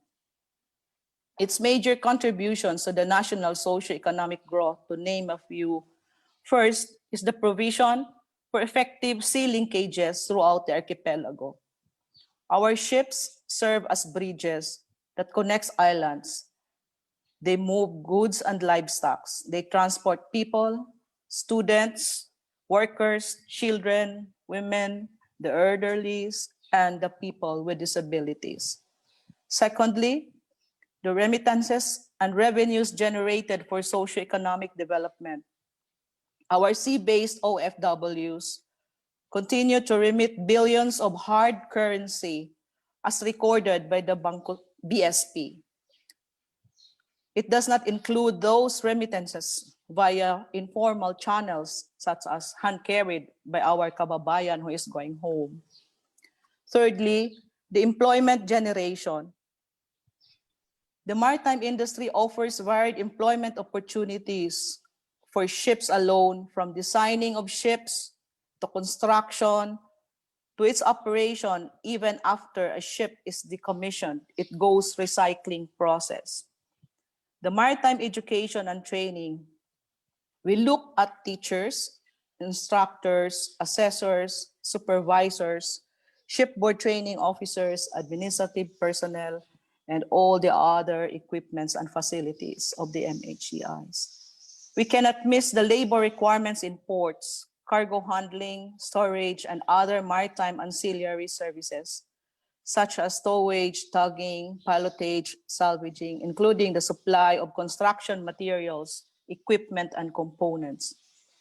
In fishing, the ship's crew and the fishermen, the laborers, the fish ports, the canning factories, and all the like. Fourthly, the enhancement of safety of ships, security, and environmental protection. The safety and security of life at sea is of utmost priority in shipping. Mining and shipping companies invest for the continuing education and training of seafarers to sharpen skills and enhance competence of seafarers who man the ships. Safety management systems are put in place. And last but fifthly, the maritime tourism. This subsector of domestic shipping likewise offers varied employment opportunities, including tour guides, supply of souvenirs, and souvenir shops, hotels, entertainments, food and dining, among others. We cannot overemphasize that these socioeconomic contributions of the maritime industry wouldn't be possible without the collective and collaborative efforts between the government and the private sector. The maritime industry is the very heart of a maritime nation. If so, we so desire for the Philippines to become a maritime giant, then the maritime industry must rise up stronger and resilient than ever before. Our MIDP should be cohesive and able to integrate and harmonize all strategies for a sustainable maritime industry. And we can only do that if we continue to come together, listen more, act more, and complain less. Yes, we took note that the government, especially the government, should provide predictable environment for our investors in the maritime industry. And we will act on it, definitely, under the administration of Vice Admiral Impedrad. In such a time as this, we all need to be more proactive and innovative. Together, let us unite and press forward. Again, my appreciation to everyone, especially to all speakers, moderators, and participants. Thank you for your very rich discussion since the start of this symposium last Wednesday. We look forward to taking the discussion to the next level with updating of the MIDP. Once again, good morning, good afternoon. Stay safe and God bless to you all. Thank you. Thank you so much, Ma'am Nanette. Maraming salamat po. May we also ask if our Honorable Administrator would have a last message so that may we formally close our event, sir? I think nasabi na lahat ni Dao. Yes. Congratulations. Okay po. Thank you so much to everyone. There we end our 3-day symposium. This has been a very successful and fruitful celebration of this year's National Maritime Week under our new normal. It is indeed amazing to witness and be a part of this historic event. Our sincere thanks to everyone who made this event possible. Meanwhile, we will upload all presentations at our website at www.marina.gov.ph. Please click on the logo of the 2020 National Maritime Week for the details. We hope that you all can join us this afternoon at 4 p.m. for our Marina Appreciation Ceremony that will highlight our Filipino seafarers. Once again, I'm Eva Ajero, this event's host from the Maritime Industry Authority. Thank you so much, everyone. God bless you all. All glory to God. Maraming salamat po.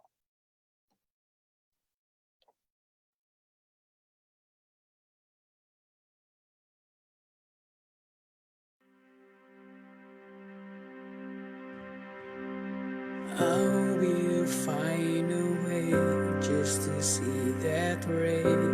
So now we'll say, please don't let me down. I want to see your gown. It will be a memory.